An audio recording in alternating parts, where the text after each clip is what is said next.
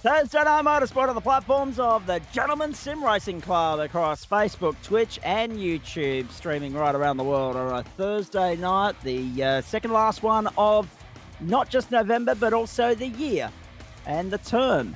So 2023 has almost been gone, come and went. This is the middle of week 9 of term 4 for 2023, season 15 for the Gentleman Sim Racing Club. And it's the case of the double-ups tonight. For the second time this week, we visit the streets of the Belle Grand Prix circuit in Detroit, Michigan, this time up for Spreyton side of Formula V. Then we head on, of course, to the Imola circuit in Italy, where we were the other night for the up-and-comers for Spreyton Cider Porsche Cup. The penultimate outing of the term, the month, the year. It's got a nice ring to it. 7:39 in the morning is server time at the moment. That's about to update because qualifying's just about to be done and dusted here. This is fraught with danger because one clout with the concrete and you're looking at a canoe, not a Formula V. 3.76 kilometres the course, 23 degrees the temperature at the moment. That's the track temperature, I might add. The ambient is not dissimilar to that. We'll get a clear indication of that in a moment. 22 degrees the ambient, thanks to Josh Zuno's comment making way there so we can read the full totem pole for you. 23rd of November 2023, Eastern Standard Time in the United States at the moment. Of course, daylight saving over and done with, which is why all our servers are a little bit earlier than they have been in previous weeks. So yes, 3.76 kilometre course, 14 turns. Field about to line up on the grid for race number 1. I'm Zach Caden. Daniel Correa-Sarr is here alongside me. Formula V, here we go, mate. Buckle in, strap in, and giddy up. Yeah, Zach, it should be a good one. I love Detroit and Belle Isle. Usually provides really, really good racing with things like GT cars and some higher downforce cars. But I'm very curious to see what's going to be presented with the Formula Vs. So the Formula Vs usually produce racing great no matter where they go, but mix it in with a track like Detroit, and we could be in for something special. And mix it in also with an invert top 10 for the second race tonight as well. Chris Noble, Adam Lavis, the front row. Glenn Riddell and also Sam Chapman, the second row. Grant Gill, Tony Baker, the third row. Lane Thoburn and Kevin Henderson, the fourth row. Rick Vincent, Aidan Schultz, the fifth row. Good to see a couple of returning names there. Robert McGrath and Pete Matson from 6, Phil King and Brendan Nealon from 7, Chris Stark, Steve Hoppett from 8, Michael Ladder and Matthew George from 9, although George hasn't yet taken his position on the grid. Interesting to note as well, Schultz not held up by any delays in the state known or synonymous with the delay on the way home tonight and has actually made the grid. Really nice to see. So Noble and Lavis will lead us to green here and we're ready to rock and roll. 3 races on the agenda. First one 10 minutes, second one 15, third one 15, invert top 10 race 2. So we're ready to rock and roll. Spreyton side of Formula V from Detroit, Michigan. Let's go. Clean start. Everybody away nicely. Adam Lavis tucks in behind Chris Noble and follows him through the first corner. Noble's made an absolute blinder of a start through turn 2 on the run down the back straight for the first time. Cleanly. Riddell, Chapman, Gill, Baker, Thoburn, Henderson and Vincent. Top 9 remain where they started. McGrath's displaced Schultz in the early stages. It's a drag race. Have a look at Chapman down on the inside. Left it late in qualifying to post the time that put him fourth on the grid. Gets by Riddell in the first sector of the lap. Oh, keep it off the wall, Gilly. You don't want to hit the wall. You have hit the wall. Oh, dear. Ill wide through turn 4 and gone. Unlucky Grant. Let's have a look at this. Way too wide. And it wasn't that he hit the outside wall as I suspected he would. It's that he got it crossed up and couldn't stop himself from hitting the inside wall. He's been able to get back going. He'll be persevering with a slightly damaged car for the rest of the evening. So Noble, Lavis, Chapman, Cito, Baker, Thoburn, Henderson, the first pack of cars. McGrath's in 8th, Vincent up to 9th, and Schultz to 10th.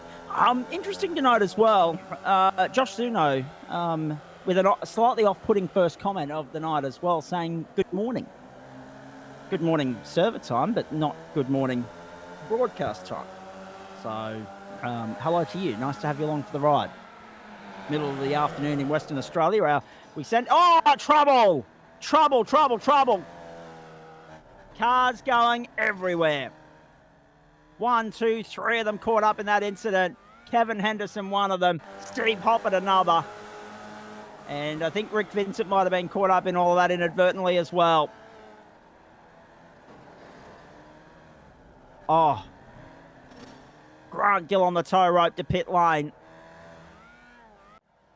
Vincent, Henderson, Stark, and Hoppett all involved in some way, shape, or form. Chapman down the inside of Lavis goes to second. Chris Noble slowly but surely building a buffer at the top end of town, getting away from the pack. 0.89 to the good. 2 minutes 30 gone here. We're looking at a 6-lap race, ladies and gentlemen.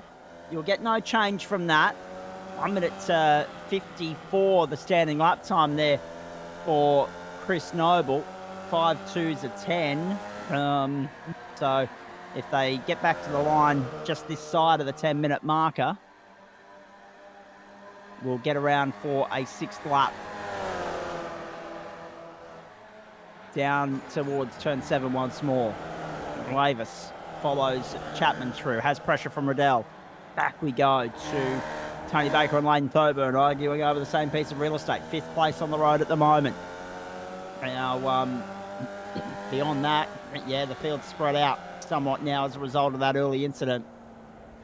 Wide. Thoburn up the inside, leaves Baker behind. Baker clattered the wall on the exit of 12. Baker was withstanding the pressure, holding Thoburn off, and that's just gone belly up. 3.5 minutes gone, 2 laps in the book. Noble, Chapman, Lavis, Riddell the top 4. And it's 2 packs of 2 at the top end of town, Daniel Correa-Sar. Yeah, so an interesting first couple of laps. Massive carnage there, of course, towards the back end of the lap. Bunch of cars involved in those. I don't think anybody's out completely. I don't think George took the line. So it is 17 cars in total. And we still see 17 cars in that time. It's ours. Glenn Riddell shoots right up on the inside. Manages to pit Adam Lavis there for P3. Good job to you. And yeah, we're starting to see them settle up, as you said. So Sam Chapman well and truly in the lead of this race. Chris Noble just hanging back. But it does seem as though the front 4 have decided to run their own race. And then from Leighton Thoburn back, everybody has decided to extend those gaps. The only other one fighting at the moment is P10. That is Phil King, who is chasing down Brendan Nealon.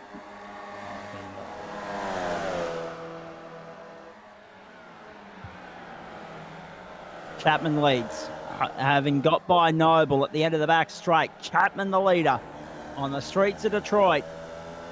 Noble won't be content with that. He won't put up with that for too much longer, I wouldn't imagine. He'll be looking for a way back on by. But trying to find clean, legitimate overtaking opportunities around here is easier said than done. Don't forget, once we're done. So, obviously, Monday night we had some supercar action for you from Sandown. We had some GT3 racing in there for good measure as well. That, of course, came to you from the Watkins Glen Boot.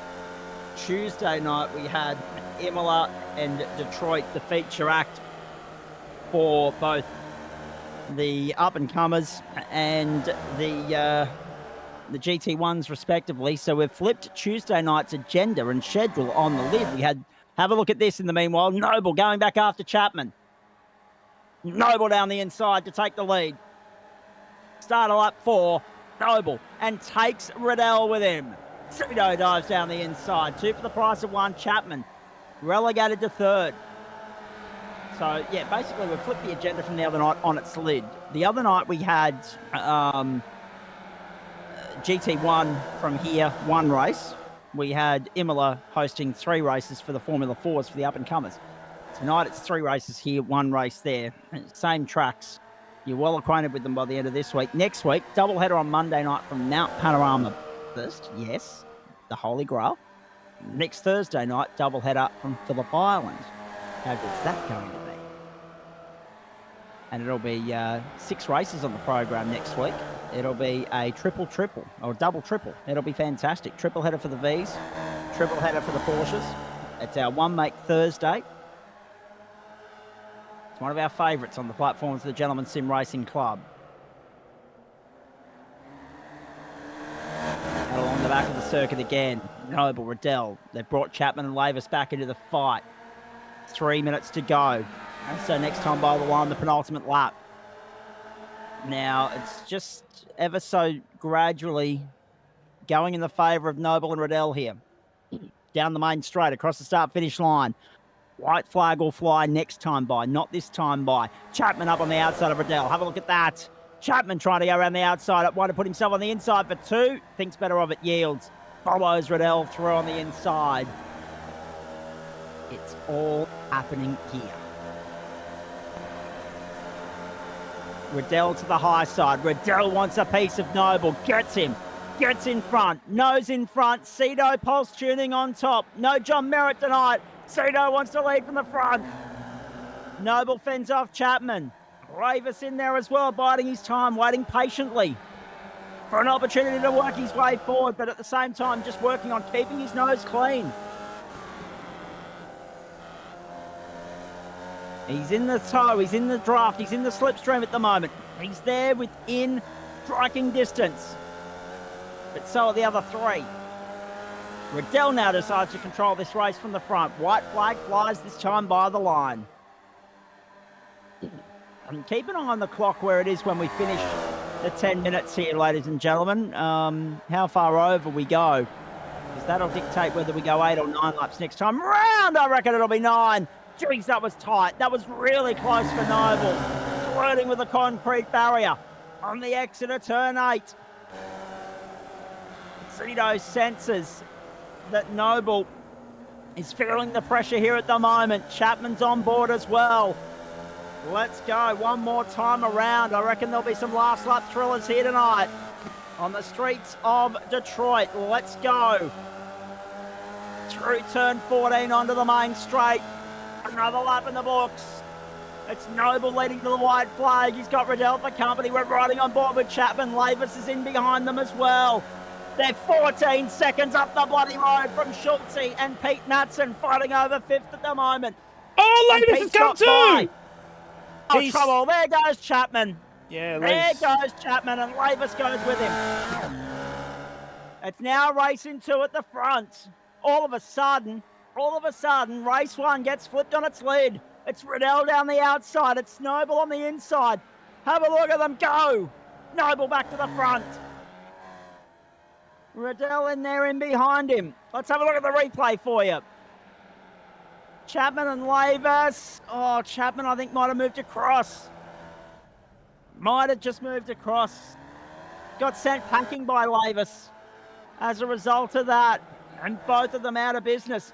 Thankfully, they'll still be 3rd and 4th across the line. And because of the point that I made just previous to that, and that's that Pete Matson and Aidan Schultz were 15 seconds down the road. They're still 17 seconds behind this duo. Cedo down the inside at the end of the back straight. Cedo wants to lead this through the final sector on the 6th and final lap. We're 10 and a half minutes into this one. Across the line will go, this time by. The checkered flag will fly. Schultz has got back by Matson. We'll get back to that battle in a moment. Rick Vincent's currently sitting in the invert position. We've had a smorgasbord of pit stops in this race, but at the front, Francino Riddell from 3rd on the grid is going to do enough to upset the pole sitter here. Final turn, checkered flag, unless Noble can get one hell of a run coming onto the main straight. No, Riddell's aware of it and up to the defence. Oh, but he's going to push it right there. Noble up the outside. Oh! Wow. Cedo got it. Cedo got it by 0.02 of a second. Cedo got it. Round goes Matson. Thoburn gets through. He's the beneficiary of that. Matson will do well to hold on to 7th. Cedo from Noble. Lavis settled into 4th behind Chapman. Schultz was 5th. And Thoburn, Matson, and Nealon's going to pip him at the post. Nealon's going to get Matson at the post. Nealon over Matson. And then Vincent got the better of Phil King, who will win the invert. Pole position for the second race. Gill the best of the rest. Everyone else ran into some sort of trouble along the way. So Gill, Henderson, Stark and Baker all visited pit lane at some point. So too Robert McGrath and Michael Ladder, who've actually finished down and behind. The drama continues. That's Kevin Henderson. Henderson's going to limp across the line in 15th because Steve Hoppett, who didn't pit along the way tonight, amongst all those that did, he's going to finish 14th and Pip Hendo as a result of that skirmish at turn 13. Wow. That sets the standard for what's to come, let me tell you. It was an unfortunate one for Sam Chapman earlier on in that last lap. Just getting tapped by Adam Lavis in the back, so that meant that the four-way battle turned into a two-way battle with Riddell and Noble at the front. But boy, did Noble push him to the end. Oh, yeah. And was so close. But Riddell managed to hold that off and take the win for here in race one. Not uncommon. Not uncommon. Noble just needed an extra kick, and he would have had it. 0.02 the margin. Have a look at that on your screen now, ladies and gentlemen. We finished it around the 11-minute marker there, so, add 4 minutes to that, or add 3 minutes 40 to that, and you're going to be flirting dangerously with a little bit of overtime there for this next race. So it could well be that we go 9 laps in this second one and do about a minute and a half of overtime in the process. We'll wait and see. Phil King and Rick Vincent will lead us away. In third place, it'll be Pete Matson ahead of Brendan Nealon, Lane Thoburn and Aidan Schultz, Adam Lavis and Sam Chapman. So, I mean, it was no harm, no foul for those guys. They still finished in the top 4. They had that much of an advantage. They just took off, checked out from Schultz and also from Matson. 9th and 10th will be Noble and Riddell, then Gill, Stark, Baker, Hoppett, Henderson and McGrath. Rounding out the field will be Michael Ladder down in 17th place. Will they deliver the same sort of fireworks again? How quickly can the likes of Noble and Chapman and Riddell work their way through the field here? And watch out for Adam Lavis, because he's got a jump start on all of those blokes now with the chance to go from 7th and lead that charge through. Schultz will be the first target. We're ready to rock and roll in the streets of Detroit again. Race 2 of the program. Spreyton side of Formula V round 9. Let's go. Race 26 of the season. Beautiful start. 3 wide on the run down to turn 1. They settle and calm it a little bit and slot into 1 and 2 by 2 formation rather than 3. 3 wide to turn 1 here was never going to work, so they thought better of it. Good to see. We're right on board with Thoburn, who's already been passed by Noble. And Schultz and Riddell have lost out of the start there. Pete Matson's gone to the front. He leads from the front from Vincent, and King's lost 2 spots. Lavis already up 3 spots. Nealon back to 5th. Chapman now up 3 spots on the inside. Have a look at that. Very nicely done. Got the better of Chris Noble. Nealon and Thoburn and Schultz are in there 9th and 10th. And now Cito's 10th. Struggling from the outset there. Hasn't been able to find his way forward. Now boxed out of it. Passed by Grant Gill. Baker and Henderson arguing over the same piece of real estate. Stark, McGrath, Ladder and Hoppett make up the field. Down the back straight for the first time. Neal on a clean start. But there have been some big losers on this opening up, he being one of them. Down 4 spots already. Pass there on the outside by Lane Thoburn. Rick Vincent's now leading from the front. Wants to go with Pete Matson and is so. It's only going to take one kerfuffle within this field here, within this pack of cars, Daniel, and chaos will ensue. There's already been one as Chris Stark and Kevin Henderson have come together at the back, and it looks like Steve Hoppett has also had a bit of a mishap, but you're right, everyone else did a really good job. Oh, I've talked too soon! There we go, right in the middle of turn 12 and 13. There it is. It was always going to happen. It was inevitable. Steve Hobbit, Kevin Henderson, Chris Stark on the tow rope now. Pete Matson as well. This is how it happened. Vincent went round into the wall. And it was just an unfortunate knock-on effect. Brendan Nealon on the tow rope to pit lane. Do they call a safety car here, given the amount of cars that were involved in that? Half the field's in pit lane. Half the field's in pit lane. Including Nealon, Lavis, McGrath, Baker, Hoppett, Henderson, Matson, Gill and Stark. Thoburn's the lead up. Just being passed there by Chris Noble on the outside. Noble now takes up front running. The two teammates are 1 and 2. Phil King's going with them. Gap back to Riddell, Schultz, Ladder, Chapman, and Vincent. And Lavis, the first of those to have stopped, back out in 9th place. He can never buy luck in Formula V, that bloke. I don't know what he's got to do to turn that misfortune around, quite frankly. But that is a guy that deserves better luck than what is dished up for him in this caper. Oh boy, oh boy, oh boy.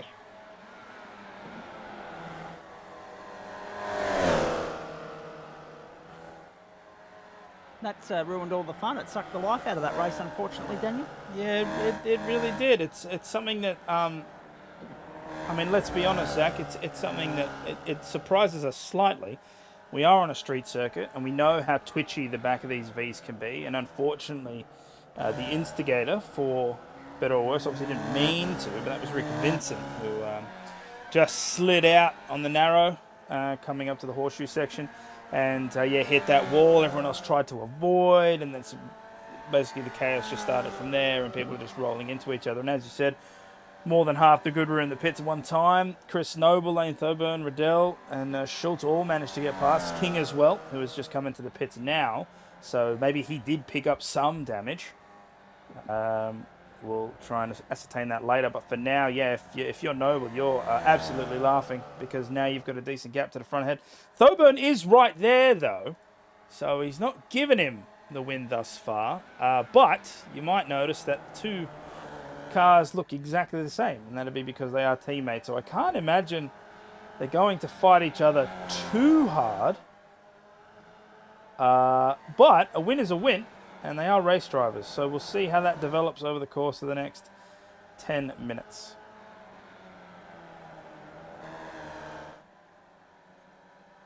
All happening here on the streets of Belle Isle, Michigan. Detroit dishing up the goods yet again. Gavin Henderson with Chris Stark on lap 1, deemed a racing incident by race control. No doubt still scrambling to review the tape of everything that just unfolded. Lane Thoburn, the fastest lap of the race thus far. Aiden Schultz driving down to the inside of Glenn Cedar Riddell. Schultz, whoa, bobbling it through. And losing the position as a result that he'd only just gained. Oh boy, oh boy, oh boy. How good is this? Noble, Thoburn, Riddell, Schultz, Chapman, Ladder, Vincent, and King, the top 8. Ravis, McGrath, Nealon, Henderson, Baker. Gill back out there now as well. Matson's got back out in the race too. Chris Stark is parked up and done for the night. So we got 16 out there still running. The tail of the walking wounded at the back end of the train. Matson, Baker, Hoppert, Gill, Henderson were all stationary in pit lane for over a minute. And I'm still stunned there was no safety car deployed on that one. But race control will verify... plead their case as to why they didn't deploy the safety car shortly, I am sure. And Josh Zuno and Jamie Budd standing by in race control for us to have a chat to a little bit later on. I'm sure they'll have their reasons for letting this race flow fluently and naturally. Noble and Thoburn doing a good job of keeping us occupied and entertained at the front of the train. They lead. Cedar Riddell is under pressure from Aiden Schultz at the moment, but look at the gap. It's 3.25 seconds. So there's a lapped car in the thick of that as well. And I think you'll find that is Pete Matson. So Matto's the sitting duck in all of that. He hasn't got anyone to play with, and he's got blue flags coming his way as soon as Schultz and also Riddell latch onto him. Chapman's out on his own. So too is Ladder. So too is Vincent. Everybody, essentially, except these two, and the two behind them, not in a positional battle at the moment. A very rare, lonely Formula V race for all and sundry. Thankfully, Thoburn and Noble keeping us entertained. Round they'll come again at the end of lap number 4. 1 minute 49.754 for Thoburn. The fastest lap of the race thus far. Keep an eye on that clock as they come back around onto the main straight. Whoa! Flirting with danger, no doubt about that. I get the feeling now, looking at the times here, across the line we go. Across the line we go. 7:33 on the clock. Done and dusted. That's good. And still maintaining that 149-150 pace at the moment. Whoa, Schultze has gone round. Pete Matson's gone round, and Schultze's gone down to clock the fastest lap of the race. Schultze's clocked the fastest lap of the race, 149.676. And this is Phil King having a moment. Oh, that front left. Oh, gone. There's no recovering from that one. He's on the tow rope and in pit lane, as is Robert McGrath at the moment. So Schultze clocks the fastest lap and continues to give Glenn Cito Riddell a hurry up.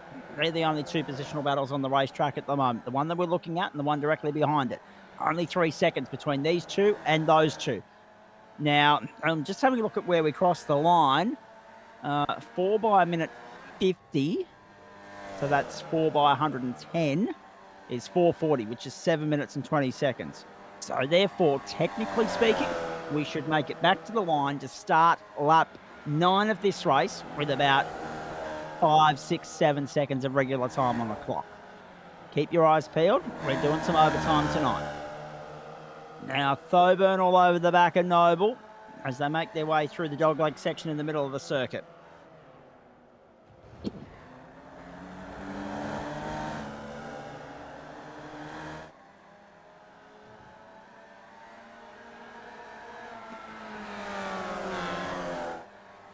Thoburn, Riddell, and Schultz all chasing Noble at the moment. Now, keep your eyes peeled, Daniel, because look at those two. Cito and Schultze, they're actually reeling Thoburn and Noble in ever so gingerly, ever so gradually. There's still 4 laps to go here. 9:25 gone. And 5:35 to go. And that margin is now 2.6. It was 3 a lap ago.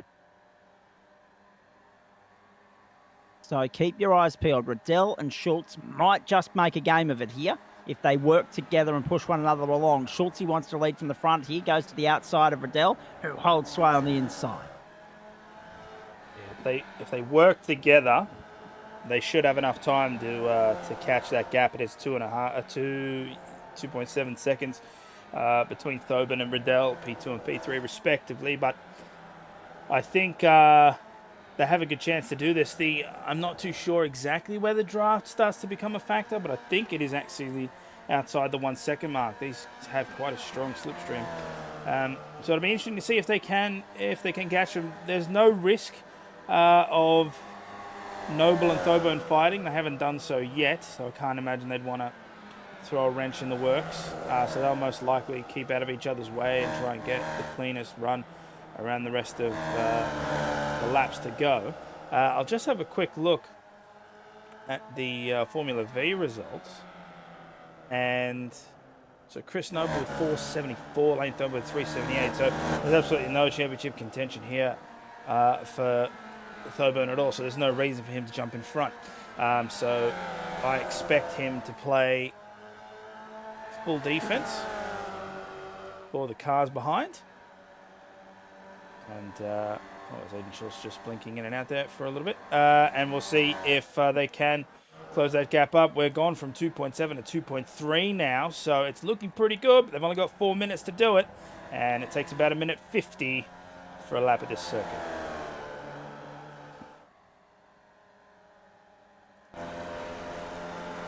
So Noble and Thoburn, Riddell and Schultz. And Noble is now broken, important to note, clear of Thoburn to the tune of 1.2. So Noble holds sway. Denied a few moments ago by Cito in race 1. About to draw level with 1 win apiece. And everything to hinge on the final race of the night as far as round honours are concerned. A drive-through for Brendan Nealon. Oh, Schultze! Oh, round goes Schultze. His luck's run out. And he'll drop down behind Sam Chapman as well. He'll lose 4th. He might end up losing 5th if he's not careful.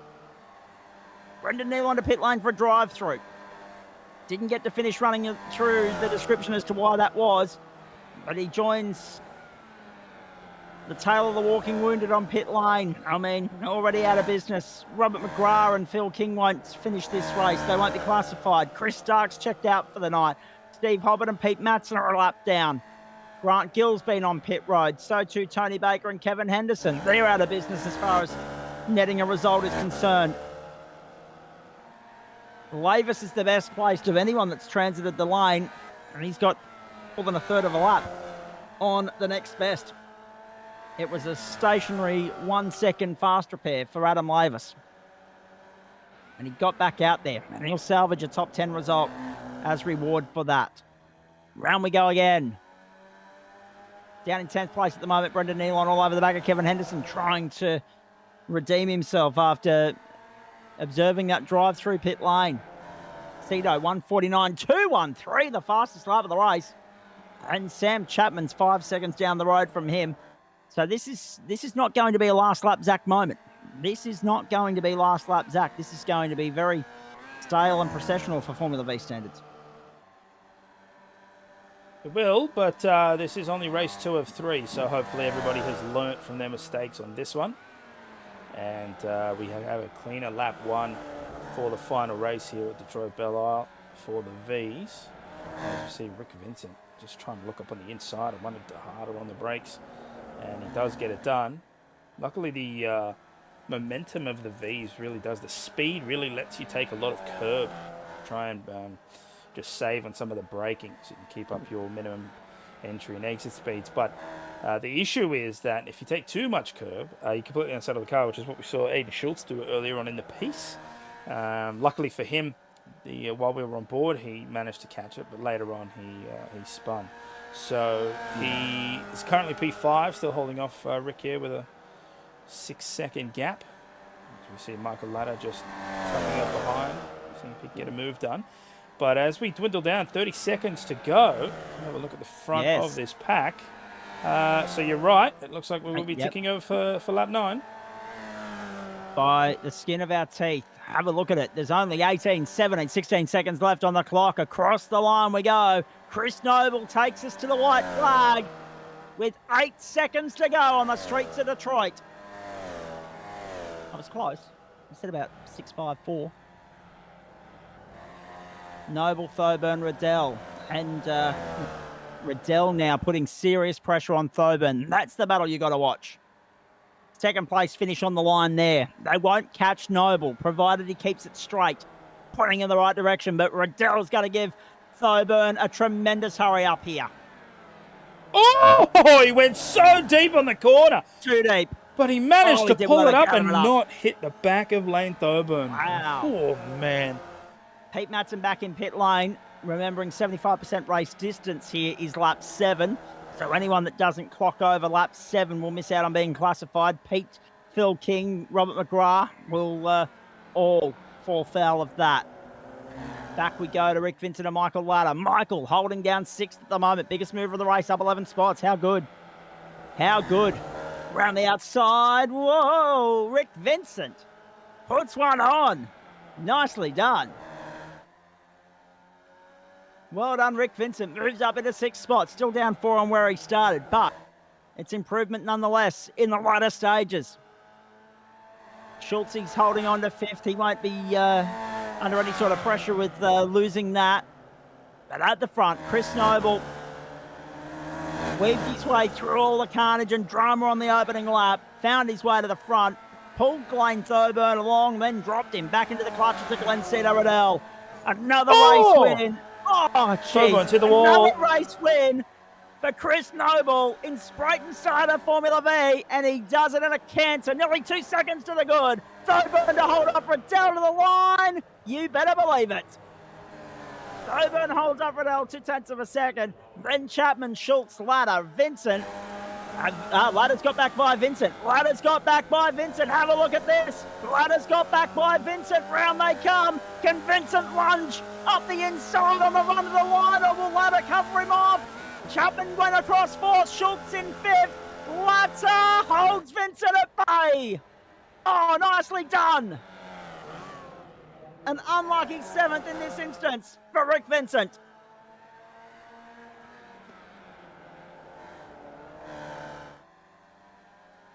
Round we go again. Grant Gill in 12th place. All over the back of Tony Baker. These guys still limping their way to the line. After being in pit lane earlier in the piece, Steve Hoppett's about to finish a lap down. He takes the checkered flag. Adam Lavis has come through in 8th place. Kevin Henderson, Brendan Nealon still making their way to the line. Then these two gentlemen. So we'll be waiting a while for the commencement of race 3. We're 3 minutes into overtime in race 2. 9 laps the scheduled distance for race 3, provided nothing untoward takes place. We didn't lose a lap, thankfully. We didn't get a safety car deployment there. We had every reason for race control to throw one with the block track and all, but they let the boys play. And play they did, and if you can avoid transiting pit lane, you reap the reward. Out of the final sequence of corners we go now. Henderson gets the better of Neil on 9th and 10th. Baker will hold off Gill. Job done. 12 finishes home on the lead lap. Hobbit made it 13, albeit a lap down. And Matson got to the end of lap 7, so he should be classified. Phil King and Robert McGrath won't be. That's all she wrote in race 2. Gentlemen Sim Racing Club, every Monday. Well, actually, this is night 4 of week 9 for us. We've been on air every single night of the week. This is my 3rd behind the microphone. And I can tell you that we do it.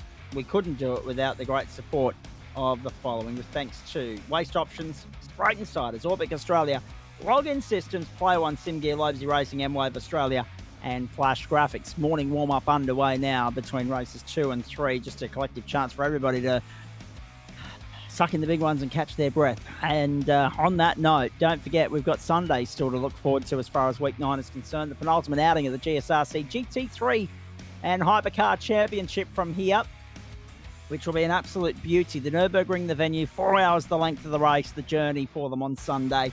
And Liam Banks and Sam Chapman with you for the call from 11:50am Eastern Daylight Time, with the race start getting underway smack bang on the stroke of midday to start your Sunday afternoon right. And the boys will be with you right throughout the course of the day.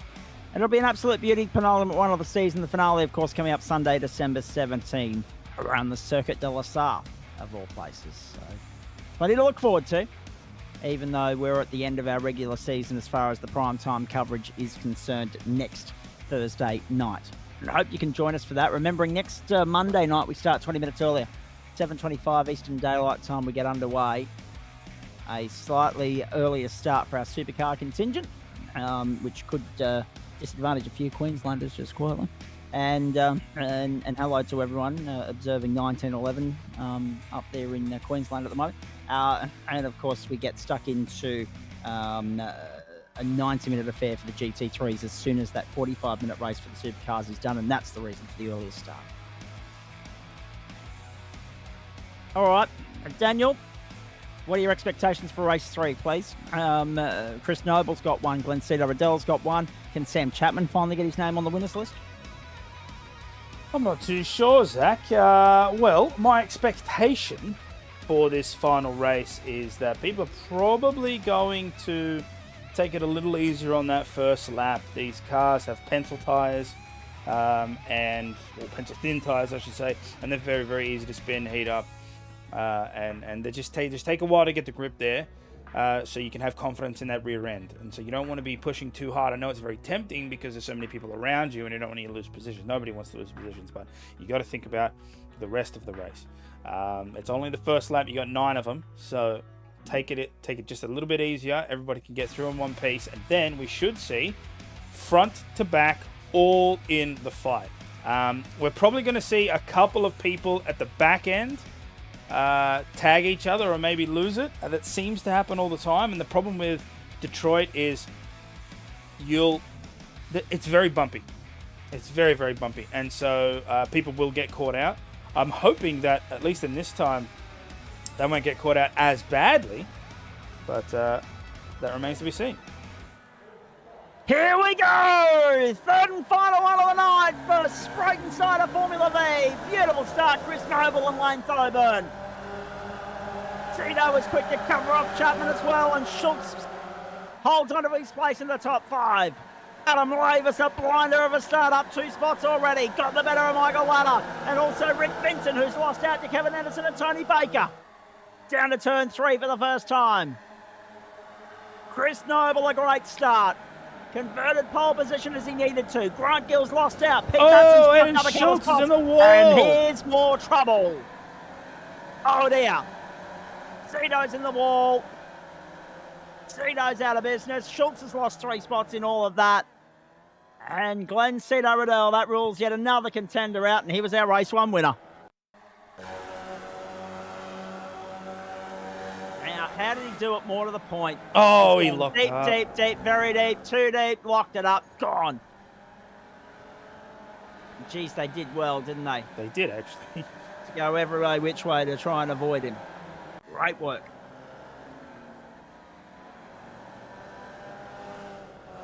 And I think Glenn Riddell's gotten more damage again. Yeah, he's pulled over. Actually, we've got a safety car. That's what's happened. Well, this is interesting because I would have argued, and I don't mind. I'll happily question race control when they make their presence known in the commentary box a little bit later on. Why the hell we got a safety car for that one and we didn't have one for the earlier one? But that's another story. Safety car boards and flags on the streets of Detroit. So this will cost us a racing lap. Set the clock, set the counter back to 8 for this one. Ladies and gentlemen, Glenn Cito down in 16th place on the tow rope in pit lane. And Chris Noble leads Lane Thoburn, Sam Chapman, Adam Lavis and Tony Baker. And I don't necessarily mind this either, Daniel, just quietly, because every time you bunch the Formula V field up, you get fireworks upon resumption. So I am all for it in a matter of speaking. Yeah, I mean, we were just talking about whether or not they'd be a little bit more sensible on the first lap, and then they'd be able to fight a lot closer. But I mean, I guess this fixes that problem. So everybody will be back up again once the safety car comes in. I'd only imagine it'll stay out for a lap or two. The problem with this is the Formula Vs are slower than any other normal category to begin with. You add a safety car into the mix with only 15 minutes on the board, and you cut into our racing time. But the flip side of that is the less time there is, the harder that they race. And now we're talking about a shorter distance, and Correct. Everyone's back up, nice and tight, and so we should see some better racing. And less time to squabble in the first place, because the race is neutralised this lap and most likely the next one as well. So that's going to leave you 5 at best laps to get the job done here. Now, can we have a look, because that sun is starting to set, at the updated server and weather temperature conditions here, please. So there's the indication of where we're at and what we're doing and where we're going, ladies and gentlemen.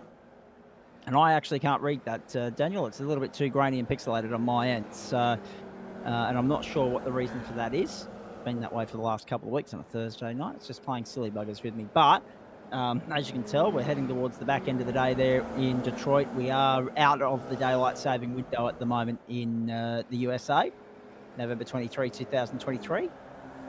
Somewhere around 4:30 in the afternoon, and 24 degrees the on-track temperature at the moment. So a nice, warm, pleasant day for them in Detroit. One thing that I'm a little surprised by over the course of the 3 races is that the width of these cars allows them to be able to go side by side, 3, sometimes 4 wide, and some of the just after turn 1. Actually, no, that wouldn't be turn 1. That would be turn 2, because it's an S-link. Would allow them down that first straight to go 3 or 4 wide, but they choose not to. I haven't seen anybody push the envelope in that sense, and I wonder if it's because they don't want to tempt fate. Because you do have this heavy braking zone, which unfortunately Glenn Riddell got caught out by, ended up going into the wall, and Aiden Schultz couldn't avoid him and clipped him on the way through as well. So on the restart, because it's not a standing start and it's a rolling start, I wonder if they will take that risk.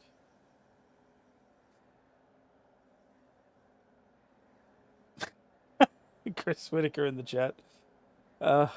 Turner.com/merch/Black Friday. Yes. Oh, Typical CW looking for an opportunity to stitch anybody, be it the Pulse boys or be it the great people from Leipzig Racing up. He will do it anyway, which way. Trent Lavis on that subject, chiming into the comments as well. Yes, there are some new names on the list tonight, mate, and it's good to see. Steve Hoppett back on the grid. Good to see Rick Vincent back on the grid. We're down to... Cito's parked up. He's done for the night. So we're down to 15. Lights hopefully out on the safety car this time by. Yes, they are. And we'll get racing back underway. So it should be about 5 laps we anticipate, given that we lost a solid minute behind the safety car that time around. So we're losing 2 minutes of racing here, essentially losing 1 lap of racing from this third and final one, this 27th one of the season for Spreyton side of Formula V. Porsche still to come from Imola. It's a switchback night for us. Of course, the entree the other night was Imola. The main course was Detroit. We're flipping it around this time round. The main course, well, the main course is still Formula V, let's be perfectly honest, unless the Porsche start dishing up better. We have got, of course,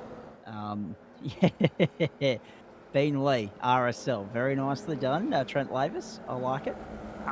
Enjoy your meal. Enjoy your feed. Of course, I still consider Formula V the main course on a Thursday night, unless the Porsches do something to convince me otherwise. But the point is that this is the first cab off the rank tonight, and Imola is the second. So that is the role reversal from the other night.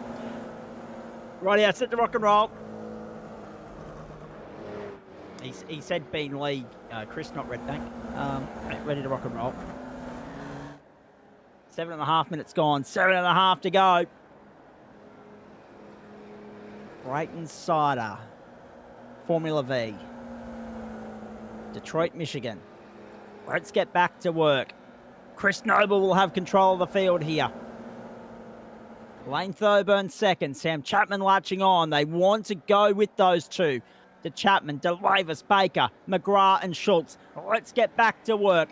Field in the hands, in the control of the race leader, Chris Noble. We're racing again in Detroit. Very slow and steady off the line. Michael Ladder's incident deemed a racing one at that. To turn 1 we go. Safety cars breed safety cars. Let's hope that isn't the case here. Because if it is, you may as well just park up and wave the checkered flag, given that we're already halfway through of the elapsed time here. Noble, Thoburn under pressure from Chapman on the outside. Chapman and Lavis, and also Baker as well. Oh, Baker going with Lavis. Look at this. Look at this. Chapman around the outside at turn 3. Can't get it done. Thoburn moves across to cover him off. Back goes Lavis and Baker. McGrath's starting to lose ground here. Schultz will want to get by so we can have a crack with the top end of town. Round they come, onto the back straight. Baker, 5th place at the moment, riding on board with him. Can he stay with this train? He'll go with Lavis. They've started to branch out here and broach out and gap McGrath and Schultz and Nealon and Ladder and Henderson. Henderson all over the back of Ladder at the moment. Pete Matson's got by Phil King. Down to the bottom of the circuit. Matson and Vincent and Gill all use the safety car as an opportunity to come in and get a fast repair. So Matson begins his climb back through the field for the 3rd time tonight. Noble, Thoburn, Chapman, Lavis, Baker. We're riding on board with Noble. Look at the gap he's already amassed here.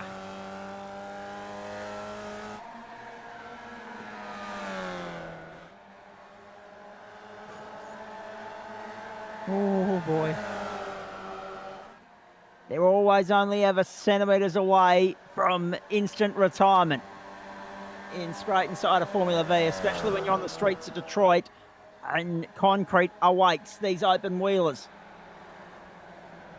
They're pushing the limits tonight. 4 down, 4 to go. Let's go. We'll do slightly less overtime tonight as well. The thing to note is that Thoburn is again in P2.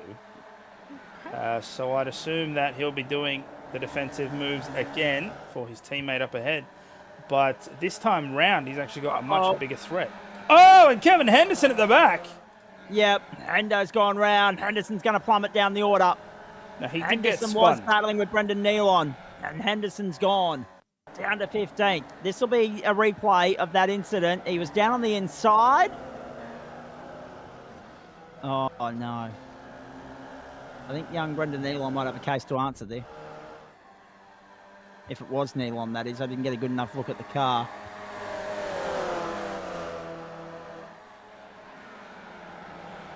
So Noble, the leader, Labour slots into 4th place for the moment. And through they come again. Noble, Thoburn, Chapman, Lavis, Baker, Schultz, Ladders and Matson are arguing over the same piece of real estate. We're riding with Adam Lavis. Back to the line. I just want to keep an eye on this, where Chris Noble crosses the line. Because now that we're getting a better look at this, I reckon we're actually going to lose 2 racing laps. And I'll tell you why. The clock is not in their favour. The clock is against them here. 3 minutes 30 to go, and 2 laps is going to be 3 minutes 40. So they're only going to have 2 racing laps to go, not 3. We normally lose 1 when we have a safety car deployment in iRacing. Tonight we're losing 2. So only 7 laps here, and we're going to finish pretty well close to time rather than going overtime.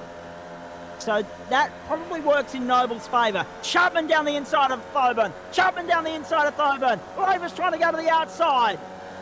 It's on in earnest now because these guys were no! Big son from Adam Lavis. Thoburn loses 2 spots in 1 corner. How many times do you see it? And all the meanwhile, Noble has lost no ground at the front. He's still 0.8 to the good. Chapman has posted the fastest lap of the race, 1:48.068, and he knows full well that next time by, the last lap board flag flies. That's right. I won't read that. Everyone else can read it for themselves. But Sam Chapman knows full well. Sorry, I'm getting distracted by Lavis's schoolboy humour, toilet humour.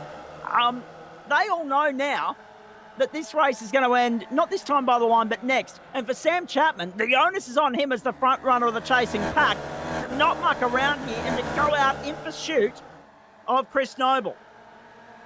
And he's trying to do that. Turn 13, turn 14, penultimate time. Slightly trimmed and abbreviated edition of Spreyton Soda Formula V thanks to the safety car. Main straight, white flag in the air, one more time around, let's go. Noble leads, Chapman's latched on to within 0.4 of a second. This is on. This is on in earnest here. And Chapman's going to have a wonderful opportunity to make it 3 different race winners in as many outings on the streets of Detroit tonight. Chapman second, Lavis, Thoburn, Baker, then Aiden Schultz, blinking in and out. Under pressure from Robert McGraw at the moment. Vincent Nealon and also Pete Matson making up the top 10. Chapman wanted to send it to the outside. The switch back works perfectly for Chapman. Out of turn 3, Noble went wide and opened the door. And Chapman wasn't waiting for a second invitation. Have a look at this. Up the outside. Pulled it up short. Noble's gone deep defending, and Chapman says, thank you very much, I'll go nice and tight on the exit, and I'll have the lead back, thanks for coming. The first time we're seeing Chapman at the pointy end of town in a while. He's won a couple of races by bare millimetres in the last couple of weeks. Is this about to be another case of that? Down to turn 8 for the final time. Noble with the big send. Noble with the big send. Keeps it off the wall. Chapman and Noble are side by side. Now, do you want to be leading out of turn 11? Do you want to be leading this early in the piece? If you're Chapman, can you make a run for it and get the slipstream, the toe that you need to get the job done? 2 corners to go. Noble, Chapman, weaving, zigging, dragging. Lavis has got himself up in the 3rd spot. Thornton's dropped to 4th. Pressure from Baker. No, Chapman scrapes the wall. Chapman's going over one cheer as they come to the line. Have a look at this. Chapman to the outside. Chapman to the outside. Noble, Chapman, side by side. Have a look at that. Noble's going to win it by a whisker. Oh, no! Noble's up on the streets of Detroit. a second. It doesn't get any tighter than that. Noble doubles up by the skin of his teeth.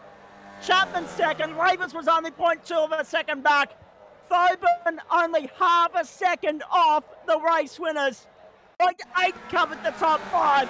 And this is how close it was. Schultz got back to 6. McGrath, Nealon, Gillen, Matson made up the top 10. Have you ever seen anything as good as Spreyton Cider Formula V on the platforms of the Gentleman Sim Racing Club? Margin was a whisker. Have a look at this. In the shot they come. I tell you what, iRacing's braver than me being able to pick that. They're right there. So if we just have a look, the middle line there on the finish line is what's considered the final call. And if you have a look at where their tyres are, that is legitimately as close as you could call it. That is a photo finish as it is defined. Yeah, it's almost a dead heat. Almost a dead heat. I don't think we've got a better angle of it than that. Unfortunately but that's not. as good as we can bring you. Oh. And Chris Noble and Sam Chapman. Oh, take it out, gentlemen. That was a perler. We might have lost 2 racing laps, but they well and truly made up for it. In the end, 14 of the 16 starters got home. Cedo was a retirement, so too Kevin Henderson. Noble, the winner. By a whisker. Wow. Just bloody wow. 0.002, the official margin, so 0.002 of a second. Our timing screen here in the commentary box only goes to hundredths, not thousandths, and that's why we couldn't call it. Ravis, Thoburn and Baker, 0.78 of a second covers first through fifth. I called a Formula V race very similar to that at Queensland Raceway back in 2017, and there was only 8 in the field on that occasion. Again, I come back to the point, especially with Formula V, especially with Hyundai XLs or anything of that low horsepower variety. It doesn't matter how many there are out on the racetrack. It is quality over quantity, even when it's not. Even when it is quantity over quality, or quantity and quality is an even ledger. Quality shines every day of the week. You can have a top shelf race with 5, 10, 15 cars. It doesn't matter.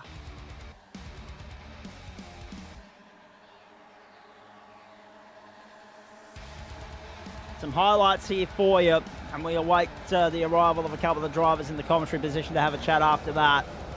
Unfortunately, there was carnage aplenty tonight, Daniel Carrier, and only one safety car to show for it, but carnage aplenty. Yeah, it wasn't something that, again, it didn't really take us by surprise, did it? It's Detroit Belle Isle. It's just very short and narrow street circuit. So knowing that the chaos of the Formula Vs can, as case in point there, Michael Ladder just going out towards the back. And Grant Gill, can the guy get a break? Honestly. No, I don't think so. Him in Formula Vs. No.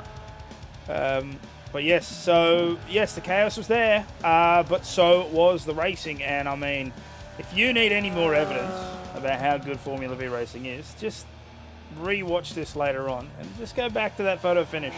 Sam Chapman gave it absolutely everything, but where Chris Noble just got it better was because he was ahead. He was able to hug that concrete wall, which of course shortened the distance to the line, and to win by 0.002, 0.002 of a second. Yeah, wow. Just what a stellar race. Sam Chapman joins us in the commentary box. It doesn't get any closer than that. I mean, you've been on the flip side of the ledger the last couple of weeks, winning those narrow, defining moments, those narrow finishes between first and second. And tonight, unfortunately, 0.01 of a second, 0.001 of a second rather, separates you and victory. You couldn't ask for better entertainment than that. Oh, mate, I'm sure it was great entertainment. Sometimes the wind blows you away, and sometimes it doesn't. It didn't quite blow my way tonight. It was a great battle towards the end there. That final lap was Unbelievable. And credit to Chris. He's great to race with. You know, we left each other a millimetre each either side, but got through because he's a brilliant racer. So, yeah, that was good fun. But a difficult night all in all.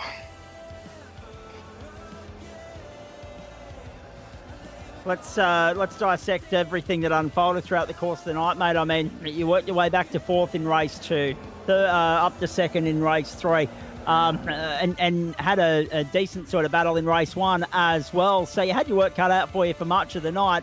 Unfortunately, there was one incident worth noting in race 1. It was you and Adam Lavis. Yeah, it was just a touch of the rear wheels there.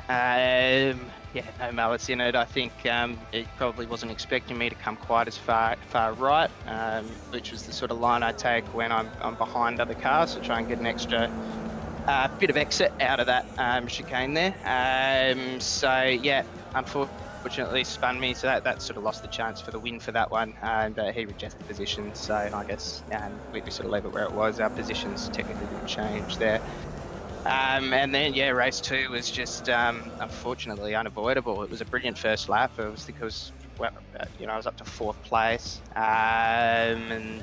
Yeah, as always happens in a reverse grid race at Detroit, someone goes around up front, and the effect is pretty poor. So, yeah, that damaged the car pretty badly as well. I think I was losing about 4-5 tenths a lap really on that. So I was really hoping I could catch the guys ahead, but realistically just couldn't, even though I was really trying to stretch the car there. So yeah, no, street race round hasn't quite worked out for me, and I would say with relative certainty, Chris will go into the championship with a lead now after which will make things interesting. See, this is the thing. Street race round was your idea, was it not? As the orchestrator of the calendar? Yes.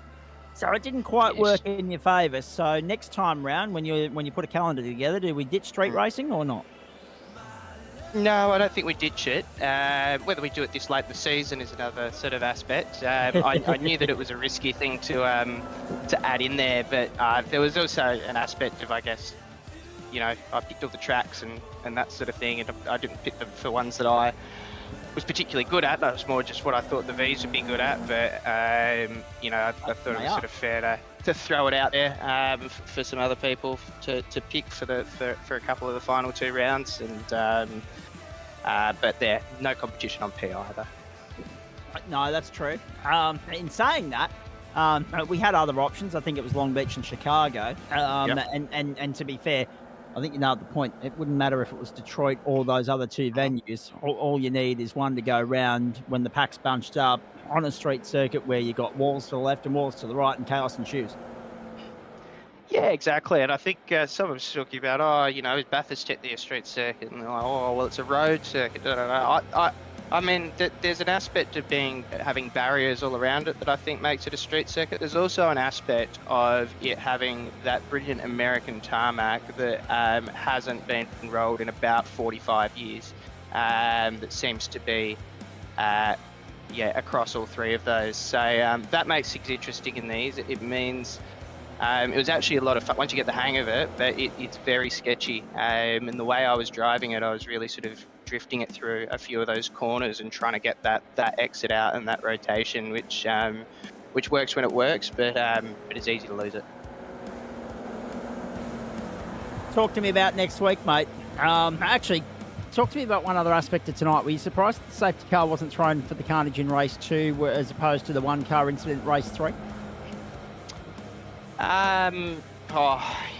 I guess so. It would have been. I would have been all for the safety car getting called race 2, and closing up that pack. I think the race 3 sort of won. Yes, I sort of lost a little bit to the cars ahead, but I was undamaged, and I think I probably had pace if I really put my head down. So.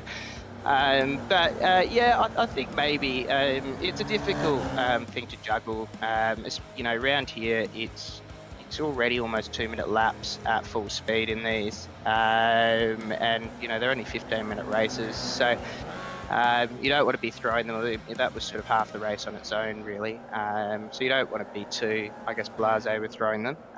But yeah, I guess so. I think, it probably comes back to when everyone's prepared to throw one. There is an aspect that it sort of seems that, I guess, sometimes the first track blockage often doesn't get a safety car, and then naturally as an OC you sort of go, oh, okay, maybe I'll keep an eye out for that if that's going to happen again, and if it does, then the safety car gets shown. So yeah, it is what it is. I'm glad they did it race through to an extent because it closed the pack up a bit, but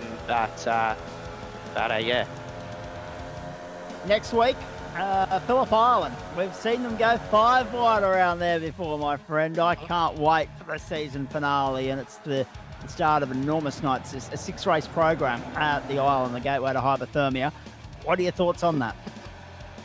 Oh, I think PI and these cars are just a perfect combination. That they go together brilliantly. That sort of the tactics that go into that trip to the line in the final sector is always interesting, and the rest of the track, with it being largely wide and flowing, you get a lot of side-by-side racing and a lot of strip sim racing where you just have to be strategic and patient with sort of a couple of tight hairpins thrown in to throw the cat amongst the pigeons. So yeah, I think it'll be brilliant. I hope we have a very large field, and yeah, I'm not sure how I'm going to claw back after tonight, but we'll see.